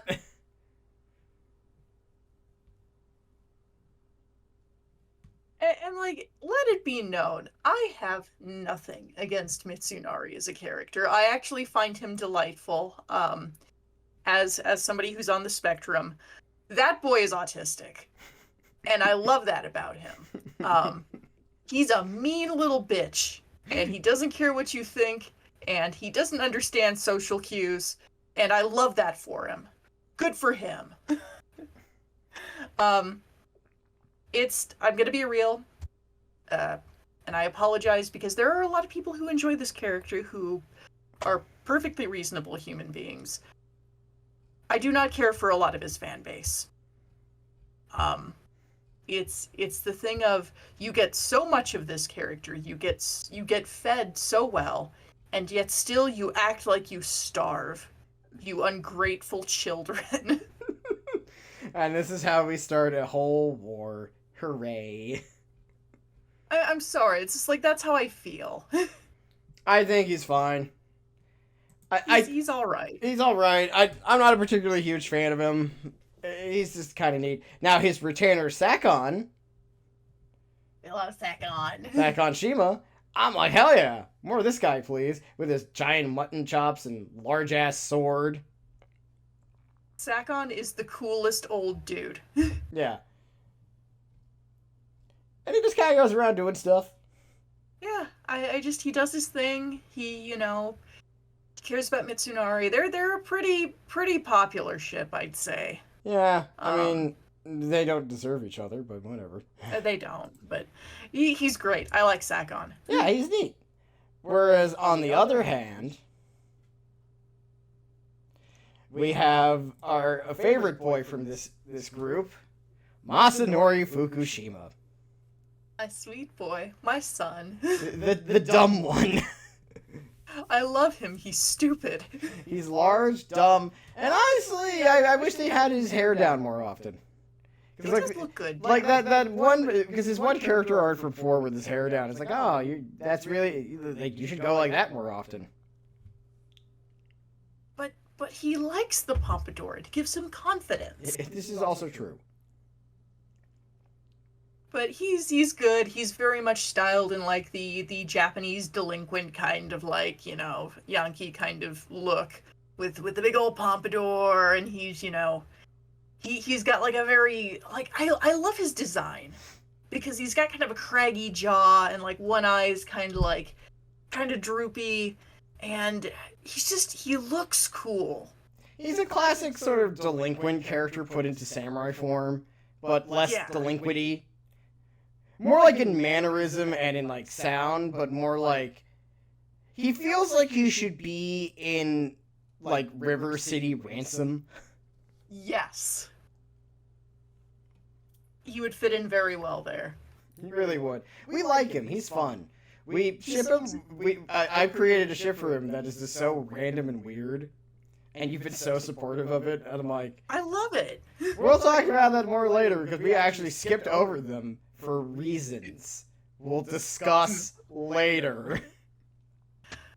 But he's a good boy. He's my favorite of the idiot trio. Yeah.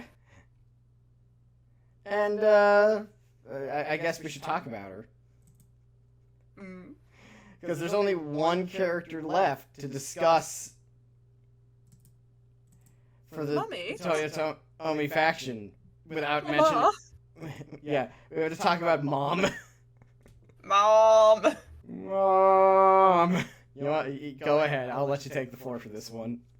We love Nene. Nene is great. Nene is a ninja. She is Hideyoshi's wife, unfortunately. She should dump him and get with a real man like me. Nene's a MILF, first of all. Let that be known. She's a mom, but she's also a MILF. She loves and cares for everybody. She is everybody's mom. And woe be unto you if you disappoint your mother. My favorite part is she has a special for the Battle of Sekigahara where she decides to spank every officer to get them to stop fighting, and it works. Because she's the mother here, and you do not disappoint Mom. No, you don't. Woe be to those who do. She's terrific. I just love her. She's good. I don't know. Shame about her fucking dickhead of a husband, though. Agreed. We'll talk about him later because he's a bit too important to talk about now. Yeah. Because we like him. Well, okay, we do like him, but for other reasons. It's complicated. We have a complicated relationship with this character, not for a variety of different reasons, but because he's also the best punching bag for a lot of jokes. Yeah. Let's see. Check. Hold on, I'm just checking off characters. I guess we should start with, like, a character who's associated with the Oda, but not really, is Munenori Yagyu. He's there. He's there. He's a large guy with a sword. He's neat. He was a cool sword guy. He was the father of another cool sword guy. Jubei Yagyu was his son, I believe. Yeah. Sadly, Munenori is one of those characters who, much like Yoshimoto, was kind of usually depicted as a bad guy. Not like Yoshimoto, but like how he actually was is kind of a debate. Yeah. Here he's chill. He's also a cool old guy. He has a pet monkey. And we like monkeys. I like the little monkeys. I don't like big monkeys. We're just getting him out of the way because he's not associated with the Toyotomi in any real way, but he's there. He kind of hangs around. He's like this weird guy who's just kind of there. He is sort of the a little bit of the straight man foil to another character that we'll be talking about. We'll be talking about him in detail.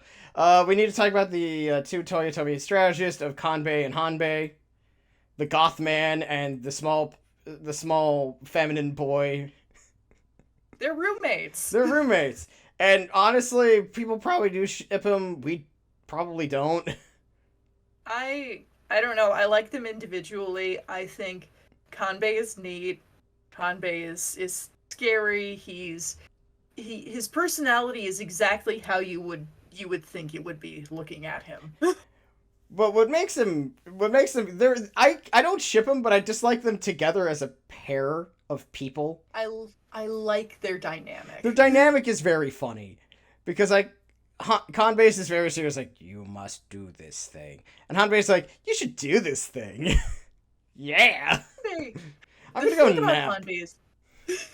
Hanbei loves to sleep. He's like a small, adorable little man, but also he's a little shit.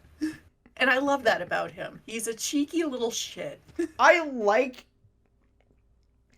like these two characters in the sense that they're like the two friend characters that pop up in an episode of a good TV show, and you're like, oh, it's them.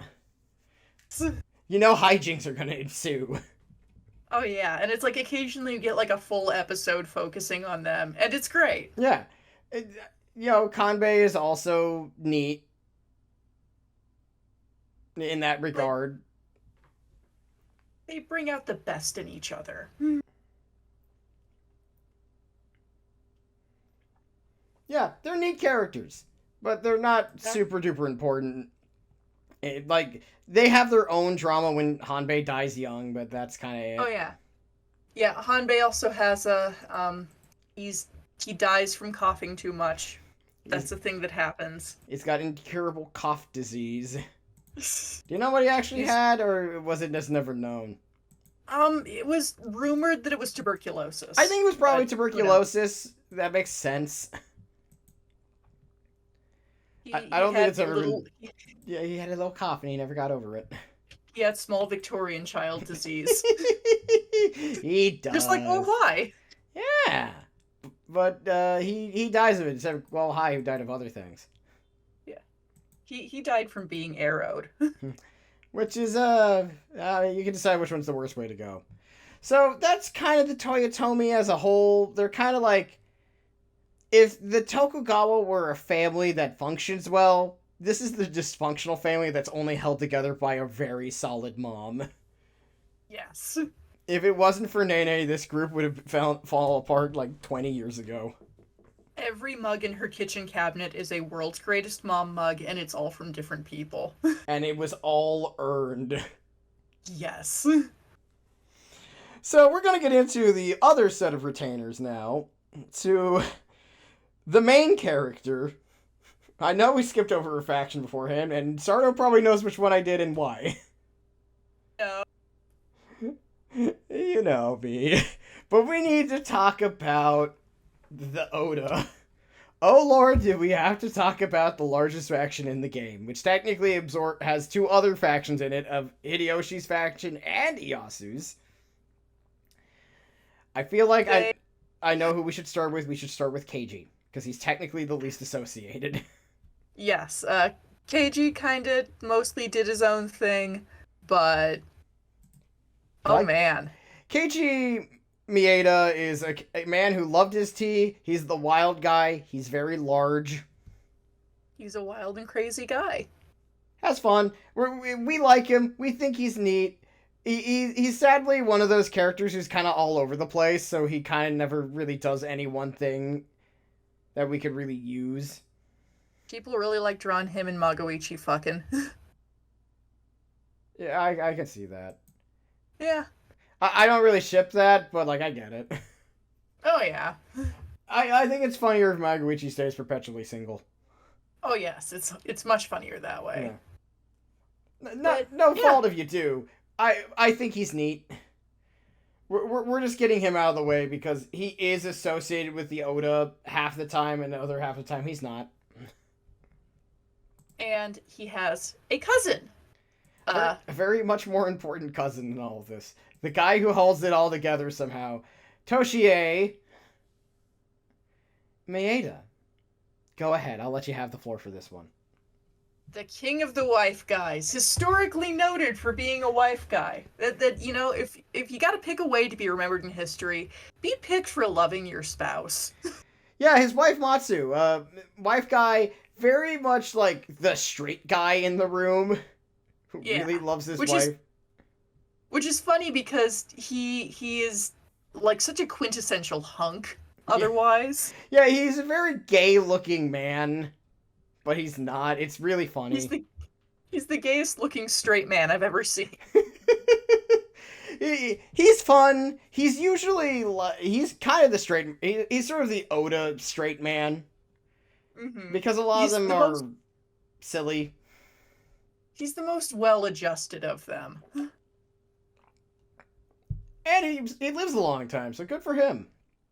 Yeah, proud of him. Good job. My favorite thing about him, like historical fact, is that the only reason why the Battle of Sekigahara didn't happen sooner was because he was still alive. And the moment he died, like a year later, it's like, we're fighting again! That is so funny. It's so funny, because it's like, everyone's like, we can't fight him? Well, old man Mieda's still around. Oh, he's dead? Oh, fuck yeah, let's go.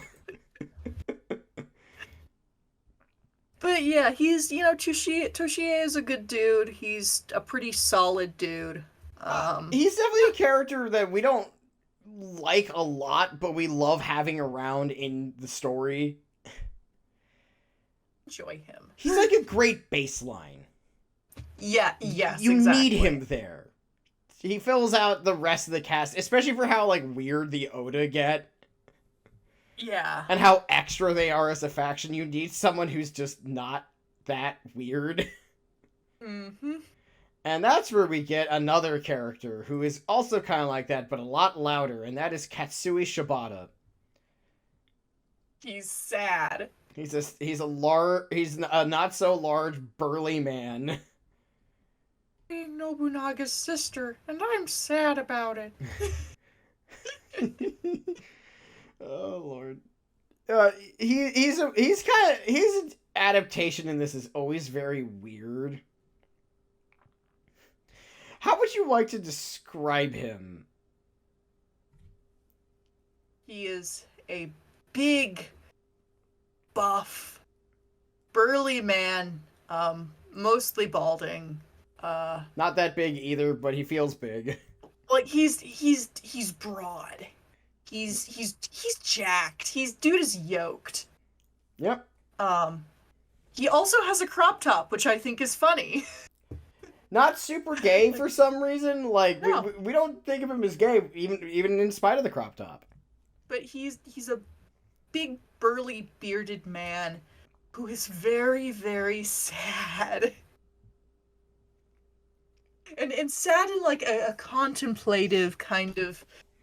He's a little mopey. He's very zen in that regard. He's also a little mopey. Yeah. That probably has a lot to do with the fact that he did not pick Oda Nobunaga to be the leader, and he lost. Yep. And he's still around anyways because everyone kind of acknowledges his talent. So really, he's like DJ Khaled. He's suffering from success. Kinda, yeah. Poor guy. We like him. He's Peepaw. He's Peepaw. He's very Peepaw. We love him. He's good at domestic things. Yeah. He's Papa. And he also ends up after Oichi's first husband dies, Oda Nobunaga's sister. After Azai Nagamasa kicks the bucket, she gets pawned off to Katsui, and there's kind of a thing of like it's implied that he likes her, but he's like very honorable and also like knows that she's not exactly thrilled to like be in this union.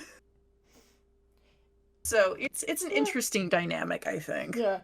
And that leads us to, speaking of Oichi, we might as well talk about her now. The little the one normal the you know what she is? She's the daughter from the Munsters. She is the one normal one in this sea of weirdness. The goth gene skipped her somehow. Very much so. Oichi is this pink, frilly, girly girl. Pretty, very nice. Very sweet. She's definitely got the thing too of like not exactly getting how weird her brother is. Oh, this is my brother. I love him very much. He's so funny. But she's a nice girl. I think she's probably the one of my one. less. She's the wholesome one. She's one of my less favorites. Not because I dislike her, just because she doesn't have as much of an impact as some of the other girls do. Really, like the thing with Oichi is that her whole thing is just tragedy after tragedy after tragedy, but she tries. Bad shit happens to her. Bad shit happens to her husbands. They happen to her. They happen to her daughter. It's all bad. It's all bad. Her brother does horrible things. And it's not her fault, and yet here she is. And that's Oichi. Yeah, we like her, but not that much. Yeah. She's great bait if you want drama. Yes. I'm surprised there isn't just a full-on drama about her life that exists. I know. Like, that one's so... Maybe because it's just too much tragedy. Yeah. I think that's the reason why, because it's like, first things first, your brother becomes very important. He's a weird, violent nutcase. He marries you off to some guy. You try to make it work. You have some kids. He dies. You marry a different guy. He dies. You die. Your kids don't have it well. You move to Seattle. You start a noise band. You listen to Animal Collective. You have some hummus. Just, she's like, oh, the poor thing. Every time. Life is not easy for Oichi. Which means we're gonna have to lead into a character that we haven't really discussed yet. We need to discuss. He's not very important to the story, but he wears shorts. He wears shorts. We need to talk about Mori Ranmaru, and not the same as Mori, which is more elongated O, just to be clear. Different dude, no relation. No relation. Understandable if you don't know. By the way, did you know that Ranmaru and Jinchioshi are an actress? I did not know that. Yeah, fun fact. Cool. But yeah, he is a very cute boy who wears shorts. And he is He's a page for Nobunaga, and there's a whole thing about him. It gets very, very weird. And historically, I feel like it would be a disservice to mention that typically, back in that era, a lot of pages to lords would page was kind of like an oh my god they were roommates thing. A lot of the time it was a sex thing. A lot of the time, not by default, but quite often. He was gonna take it up the booty. Like, you know, and Ranmaru's an attractive young man. And he died very young. Yeah, he dies very young. Ranmaru he's adorable. He is not Ranmaru could benefit from some therapy. He needs to have like there's a lot of things about him. He's adorable. We love his design. We love him. Everything about him, it just screams bottom, though. He's extremely bottom, and he's extremely devoted to Nobunaga and Nobunaga's cause. We love him. He's a good kid. Lord Howdy. It's a Lord Howdy moment, but also yeah. I love his shorts. I love his shorts. I love his design. He deserves all the kisses. He does. He's a good boy. He's a good boy. Okay, this is where we run into a very difficult problem of who we talk about next. I want to talk about Nohime. Okay, fine. That solves that problem because do you want to talk about her or do you want to talk about Hideyoshi first? Oh, her first. Yeah, okay, fair enough. No is Step On Me Mommy. Very Step On Me Mommy for a lot of people. His big titty goth girlfriend. Yeah.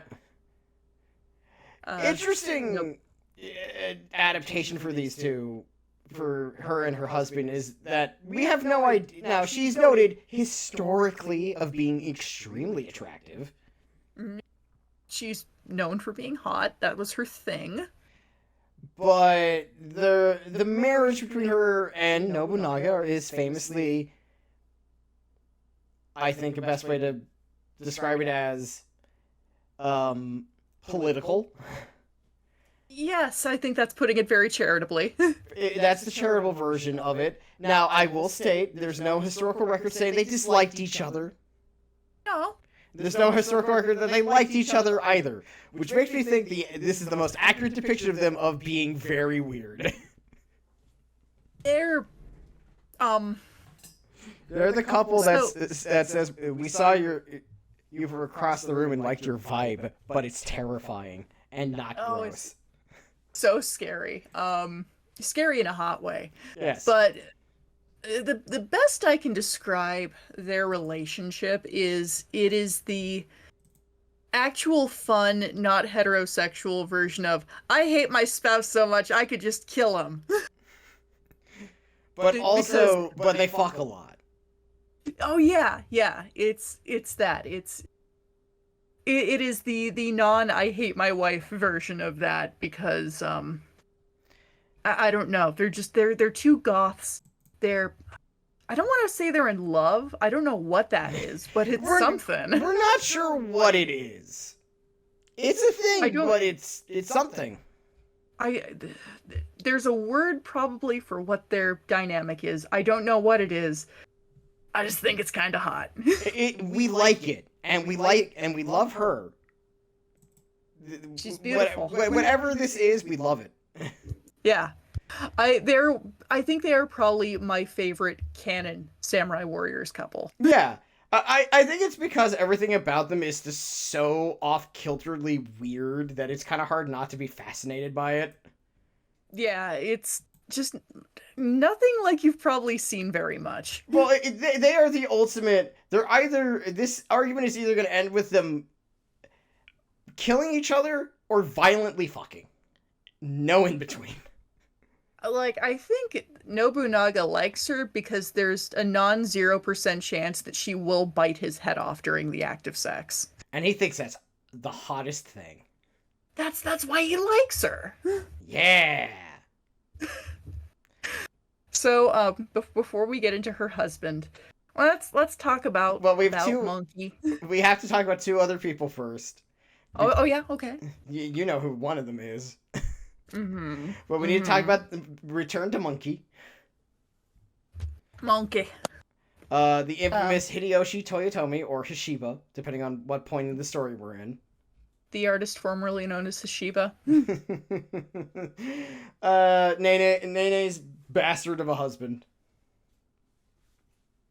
Hideyoshi's a small man.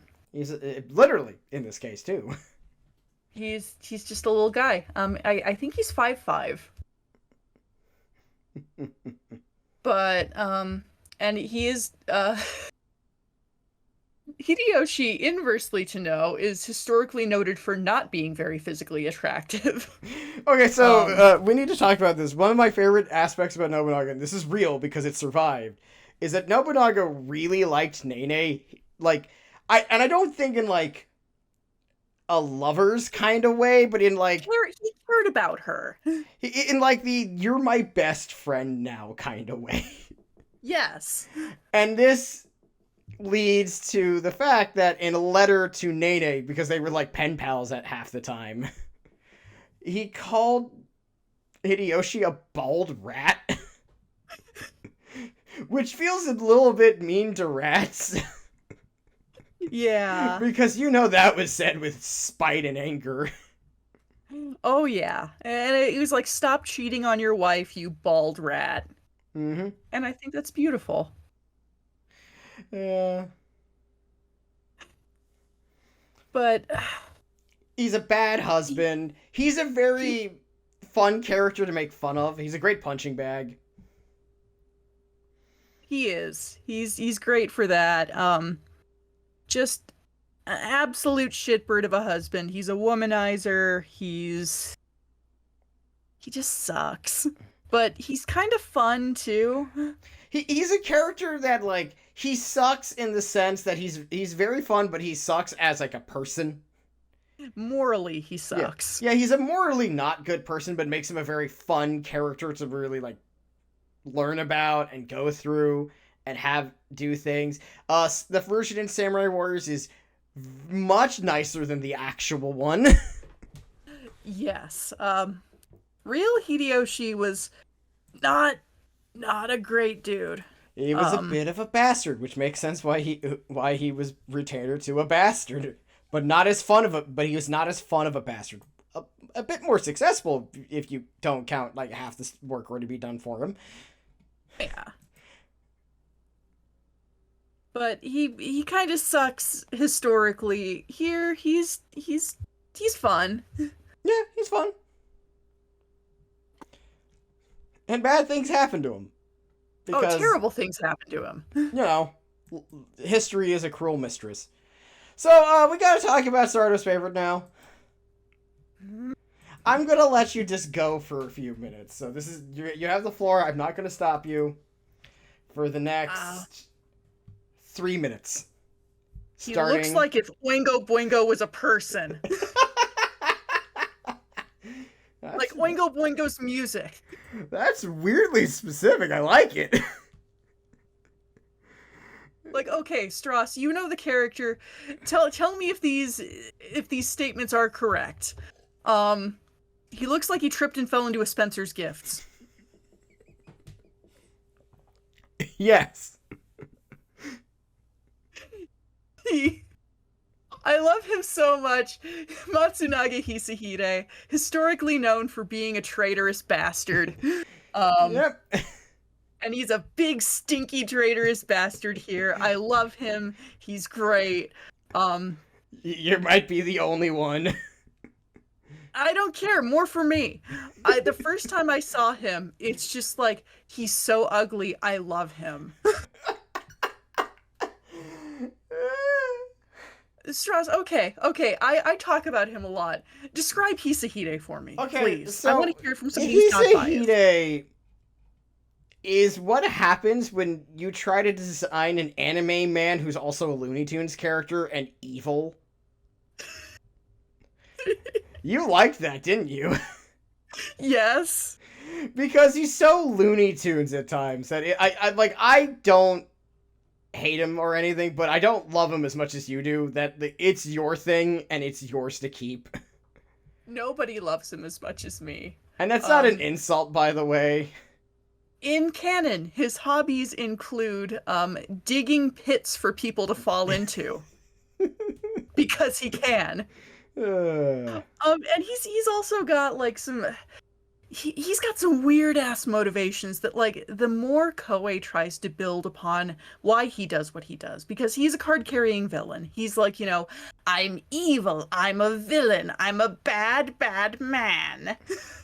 and that's how he describes himself. And like they try to explain that like he is deliberately evil because he wants the ultimate hero to find him and finally bring justice to the world and suffering and blah, blah, blah. I think he just does this shit for fun.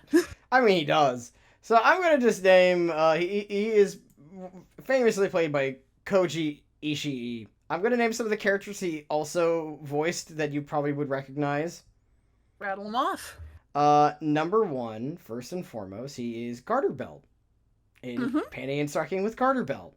So we're starting off in a very strange place. He's the voice of Edgemaster in Japanese. I didn't know.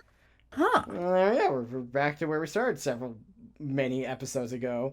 Let me see here. Oh god, he's Kimura in Hasamanga Daio. Oh my god. Yeah, that's not that great one. He's in the Last Blade too as like the boss. Huh. Yeah, I know. I was like, huh. Yeah. So like a pretty like seasoned voice actor. Oh, very. But he gets around. And he's just Matsunaga. I think he's like He's such a sopping wet weirdo. He's a freak, and he is really kind of pathetic in his way. I think one of my favorite interactions between him and another character is, I'm pretty sure this was in Chronicles 3, where he encounters Kunoichi, and he's like trying to give her, crap about like her crush on Yukimura. It's like, he's gonna use you and then leave you, and then she's like, you're just like a lonely, weird old man with like a dirty mind, and he gets genuinely really sad about it. This is your favorite character in the sense that you love bullying him so goddamn much. Pathetic. I love that about him. And then he blows himself up. Yeah, he blows himself up with a tea kettle full of dynamite, which is definitely didn't happen in real history. That was probably not a thing that happened, but he is known historically for Nobunaga told him, I will forgive you if you give me your favorite tea kettle, Hiragumo. And he's like, fuck you. And then he destroys Hiragumo and he commits seppuku. And in this case, he blows himself up. And it's great. It's so funny. Like I said, he's like a gothy, villainy man trying to be a human Looney Tune. He is. He's so silly. He's such a cartoon character. And I love his dynamic with Nobunaga because he hates Nobunaga. He hates him so much. He's like, I want nothing with the future you want to create. Fuck you, fuck you. And Nobunaga's just like, you're funny. I like you.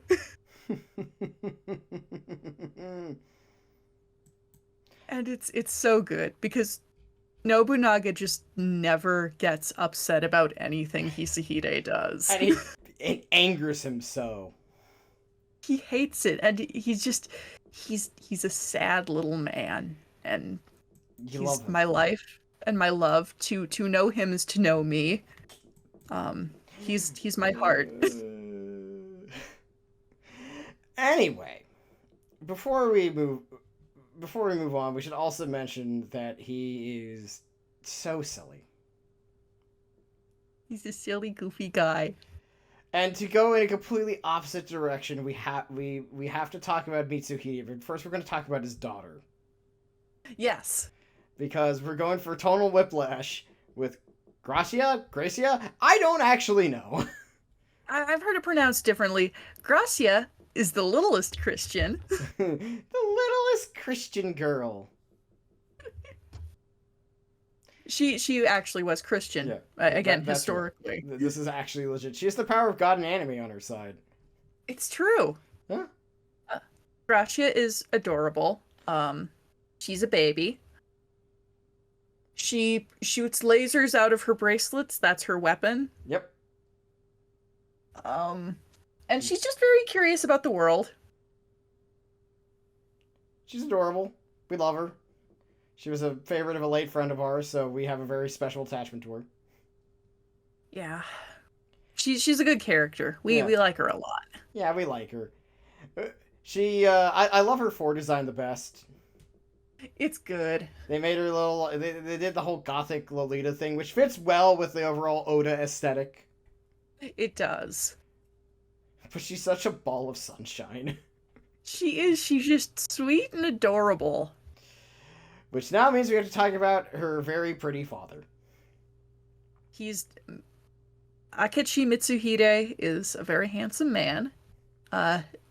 He is not to be confused with another traitorous Akechi from Persona 5. Oh, of course. I know the spoilers. I mean, now it's obvious. It's super obvious.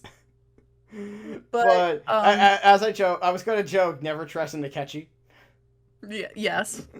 Lol. But sorry for spoilers for Persona 5, by the way. I didn't see that one coming. Sorry, that was my fault. Fault. But he is the how do I want to describe him? He's kind of a very odd character at times.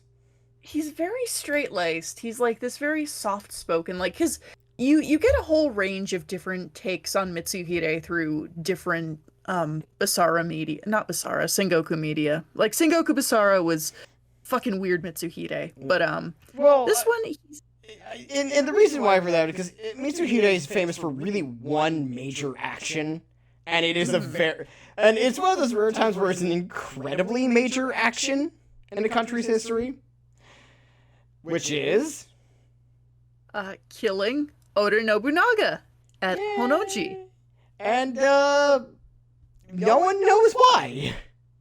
We don't know. There is. Go ahead.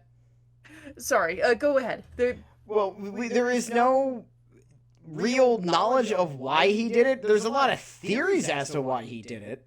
Yes. And it really depends whether or not you think he did it for good reasons or for selfish reasons. And here it goes more towards the good reasons, in that, to be fair, they do kind of give him a feasible motive, in that Nobunaga was fucked up. Yeah. And it's kind of like, initially Mitsuhide, like, looks up to Nobunaga, really admires his ability to, like, you know, make change and do things. But eventually it's like, oh, this is horrible, actually. You keep murdering so many people. And Mitsuhide does get portrayed as, like, a very good, reasonable guy. He's polite and gentle and a little soggy. He's just a tiny bit. Tiny bit soggy. He's, if we're being supremely honest, we don't super care about him that much, I would say. But he's definitely kind of... But he's super interesting. A very good friend of mine is, like, a big Mitsuhide fan, and, like, through talking with her about him, I've kind of warmed to him. I think he's got some interesting, like, facets to his character. I think he's an interesting character. I also think he's one of those characters, like, I don't care about him, he's a super fascinating, like, historical figure, because we just don't know. Oh yeah, it's a mystery. Yeah, it's a mystery. He's also the voice of Marth. Yeah. Fun fact. He's the most actual samurai character in this whole thing. Yeah. And I would like to mention we are well past passing the mark, but this is now our longest episode. Oh god, we're so powerful. Yes, we are. But yeah, I like him, but he's not my favorite. Yeah. I think he's really interesting as, like, a character who exists and as a person who existed in the real world. Makes him very interesting. Yeah. He's a bit of a soft boy here. Yeah. Which, you know, is fine. And really, like, the way he's written in 4, at the very end where he realizes what actually is going on as Nobunaga dies, he's like, I think I fucked up. Yep. Which is great drama, by the way. Love it. Oh, Honoji is peak drama. God, these goths. They're great. Now we need to talk about the man himself. Or do you want to talk about the one faction I skipped over on purpose and by accident? Them for last. Yay! We're doing what Stross wants today. We need to talk about Oda Nobunaga, the actual main character of all of this malarkey. This is the bitch who made all this shit happen. This bitch, with his extra ways, decided to cause all of the problems. He's the man who woke up and said, I'm gonna cause problems. Very fond of things like burning down monasteries, Murdering other people. jumping into a lake with all his armor on to fight a sea monster he thought was in there. This is shit that happened. Wearing a kimono patterned with penises to his father's funeral. Okay, that's hilarious though. That's the best. Did that! And Calling Hideyoshi a bald rat. Master of Shade. And I feel like that's a reasonable glimpse into the figure that is Oda Nobunaga. Who is in these stories just weird. Like, the way he's written in 4, because he's sort of been the main key character of all of these games until we get to 4, where he's, like, kind of not that important. And he's just kind of sort of like a force of nature basically after a certain point. It's really kind of interesting, actually. And the thing about 4 Nobunaga is that I feel like here, compared to the other games, he's less of a straight-up villain. Mm-hmm. He just, like, he does villainous things, but it's complicated. He's a very strange man with a very awesome voice, and we think he's super neat. So... And he just always scares people. And the best laugh. Yep. He just laughs for no reason. It's so ominous. Like, everything about him is this, like, off-kilter in all the best ways. And he has this amazing power to, like, kill a moment perfectly. And I'm Go ahead. I'm thinking about this scene where they're, like, planting the cherry blossom trees, and it's like, this is gonna be, like, a symbol of, like, our unity and everything, and he's just like, And he just starts laughing, and it's like, dude. The man, he's a very strange man, and there's no way around it. He's a freak. He's the biggest freak, and we think he's cool. I respect him. I really do. I do too. He's really fun. He also voiced Jotaro at one point, but like in the 90s. Wow. Damn. So, yeah, we skipped over a faction kind of by accident, kind of on purpose. Mm-hmm. Because Sardo knows I play favorites, and I play favorites super hard. I don't blame you. And we're gonna have to talk about the Kanto characters. Yay! We're gonna start with the Juggalo. Whoop whoop. That's like, I love that as a sentence. Like, we're gonna start with the Juggalo. What? Okay. So yeah, we need to talk about Kotaro Fuma real quick. He is the chaos obsessed ninja with noodle arms. He's so strange. He's so, like, his design is so weird. off kilter from everybody else's. What makes him so much better is how he is retainer to the Hojo clan in this. And it's just like, okay, why are you here? He makes me think of like this that one picture of like it's the family portrait. Everybody looks very normal. And then there's like the goth child. Yes, Just and like the full white face makeup. yes, like he's such an odd character, and it's such a strange thing. It's hard to really explain it. He's very endearing. Yeah, he's just so strange, and like his weapon of choice is his weird extendo arms. Has noodle arms. It's just, he's so weird. And he's attached to a faction. It's just like, what is he doing there? How did he get here? I don't know. Yeah. But he's fun. He's so weird. He just shows up and goes, chaos. And then South South shows up like chaos. Chaos. What? And then Kotaro pets a dog and then leaves. Yeah. I think the best thing that happened to him for being generically evil was being attached to the Hojo, so he's like just the weird one. It's like, yeah, he's our friend. He's our friend. He's our strange friend. He's the weird uncle. He has We dogs. adopted this goth. Let's talk about Lady Hayakawa, who we think is very nice, very pretty, and if it wasn't for the fact that we started shipping her with Masanori, we'd probably think she's neat. She's a cute girl. She is Ujiyasu's daughter. Mm.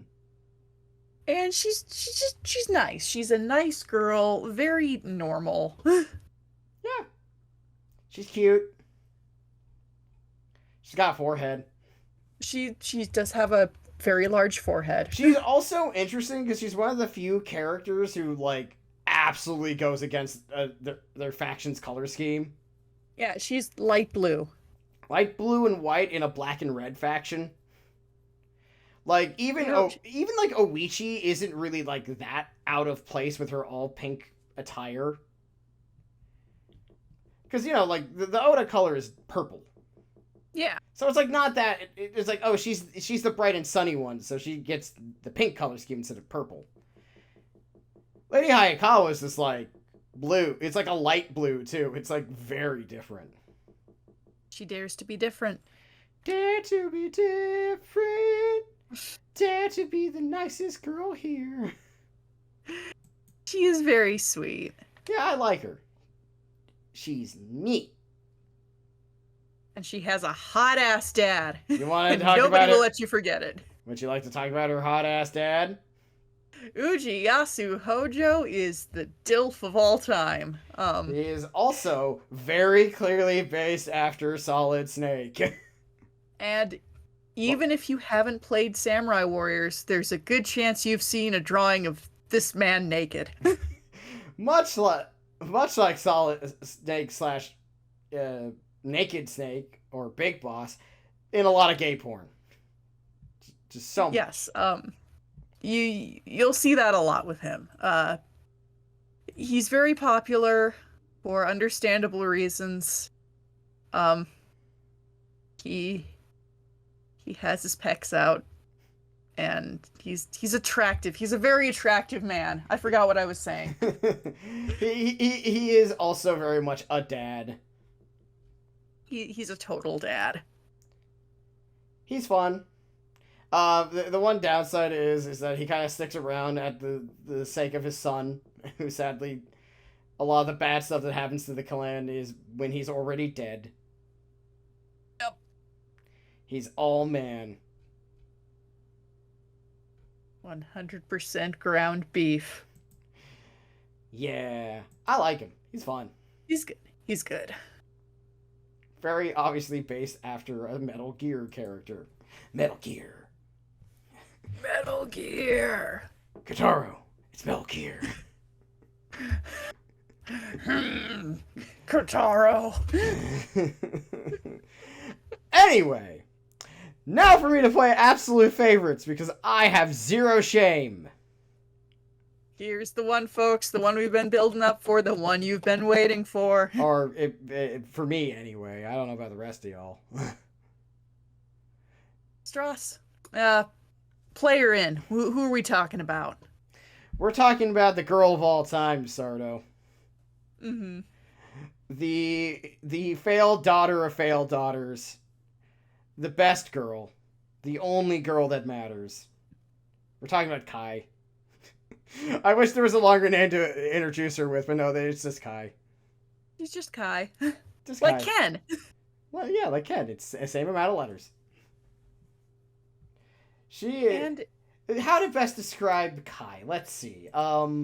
She's kind of sort of a tomboy. Kind of sort of. Mm-hmm. Not in the way that Jinchio is. But Jinchio is like masculine lady.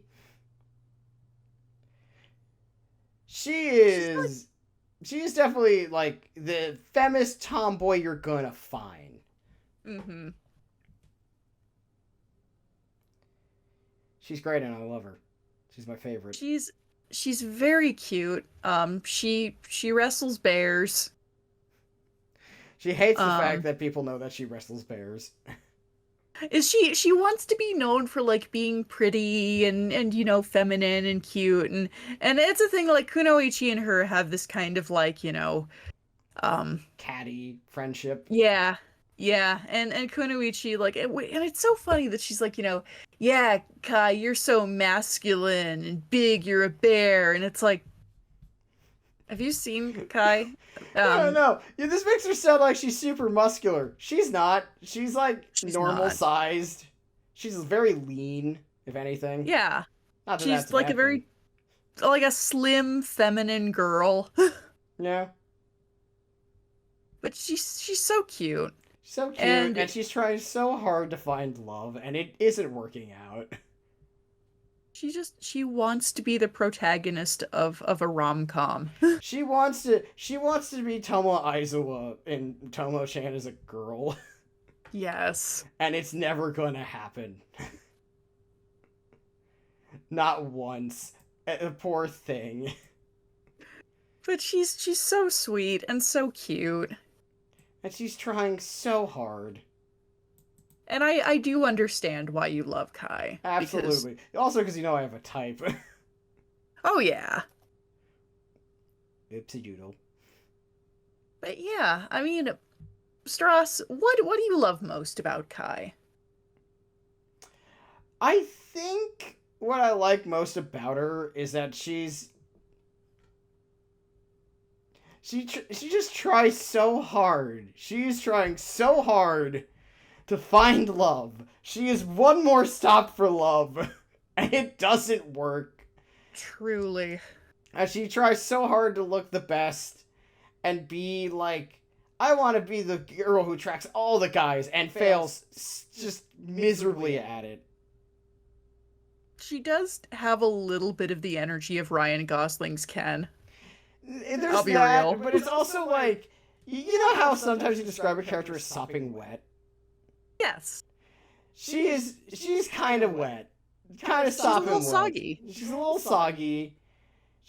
But like, in like that kind of pathetic way that you feel for her. Yeah. And you just want her to like find someone who like appreciates what she is. She deserves love. And this world is cruel. And this world is cruel to her, and technically part of the reason why the Toyotomi failed is because she beat them up at one battle. Whoopsie doodles. Oops. And also, she's just neat. She is. She's delightful. She probably plays, like, women's sports and desperately is looking for someone to love her. I want her to find love. I agree. But this podcast is already at 2 hours and 30 minutes. Uh, And I feel like that's long enough. So, Sardo, yes, Stross. you want some closing thoughts? Yeah. My closing thoughts. I love this game. I do too. I love it so much. I feel like I'm married to this game. This game is our mutual spouse game. I wake up next to this game every morning and I make it breakfast. Damn right. And it also always tells me that my scrambled eggs suck, and they do. But loves you anyways. If anybody out there is also a Hisahide fan, hit me up. Please do. Draw more art of Kai. Draw more art of Kai. Like, I gotta be super real here. I can only be fed by one artist who definitely also draws stuff that is not appropriate for work. For so long. Also draw some pictures of Kai with her clothes on. That'd be super cool. Or don't. I don't know. I'm okay with that. I'll take both. Yeah, I'm nice not, healthy mixture. I'm not gonna complain. But yeah, in closing, this is such a good game. This is a great game. We'll warn you, we might do a third one of these, but this one's about... That's when we finally decide it's time for our horrid brainworms to come out. No. Yes, there's a third level to this. I'm sorry. The iceberg goes deeper. We should just make this like the Iceberg series of Samurai Warriors 4, and it's just like progressively worse takes. We'll have like... Okay, here comes the insane takes version one of these days. I promise you that. Play this game. It's really fun. If you don't like this type of gameplay, well, too bad. Play it anyways. You should give it a try. It's fun. I like it. Yeah. And anyway, to close off, and not take our clothes off because that would be weird. We're skeletons. We don't have nudity, so it's even weirder. Yeah. We just have bones. You don't have any nudity under there. Just bones. Just bones. Anyway, to close this whole thing, that's Sardo. You can find him at Topsy Garlands on Twitter. Marky Belial for the art Twitter. Mm-hmm. And on Mondays, 6:30 Mountain Time, 8:30 p.m. Eastern Standard Time. I draw. He draws. On the Twitch at Uncle Death. I'm also uploading video on demand to Papa Jupiter's house on YouTube now. I'm usually there, so if you wanted to have more of this, but more unhinged, that's where you go. On Mondays night. Usually, not always. Sometimes I'm not there. Sometimes I'm busy. Yeah. Not often, but sometimes it happens. Yes. And Stross, you can find Stross at Almighty Stross on Twitter, but definitely on Twitch. That's going to be Tuesdays, Thursdays, Sundays, 8:30 Eastern Standard Time. Start time. We go for usually about 3 to sometimes 4 hours. Usually 3. We're doing Persona 5 right now. Yeah. I'm there more often than not, I'd say. I've been pretty... For the past, 2 months. Yeah, I've been pretty good about it recently. Yeah. It's been very fun. Mostly because you have been having a great time just... Somebody sopping wet boys here, and that's your favorite. I love a soggy man. If the man is soggy, therefore they are the best, according to Sardo. Yes, indeed. Anyway, folks, thank you all for coming. We have a Patreon, Skeleton Crew Pro, on patreon.com. You can give us $2. We'll promise we'll put more stuff up on there. Eventually. We'll do it eventually. This summer's just been really, really busy. Yeah, it's been busy, and we haven't recorded any other weird shit. We could record one of, our real insane takes about this game, but I feel like that needs to wait. Yes. Well, I gotta let that sit for a bit. We need to let that iceberg go. You need to go down deeper on that iceberg before you get there. Yeah. This is for your own safety. We're here to protect you. Sometimes we're here to watch you screw up and be like, nah. That was silly. You should have known better. Here's a popsicle. But folks, good night. Thank you so much for listening. If you've gotten this far, you are a trooper, and we appreciate you so much. We really do. We understand. I understand you just did other stuff while listening to this for 2.5 hours. We're no longer than some Hollywood movies. Pretty amazing. Yeah. We're the Snyder cut of our Samurai Warriors 4 opinions. I don't like that. Take it back. Yeah. Okay, I retract that. We're just a long movie. Okay. Anyway, thanks everyone. Bye. Bye.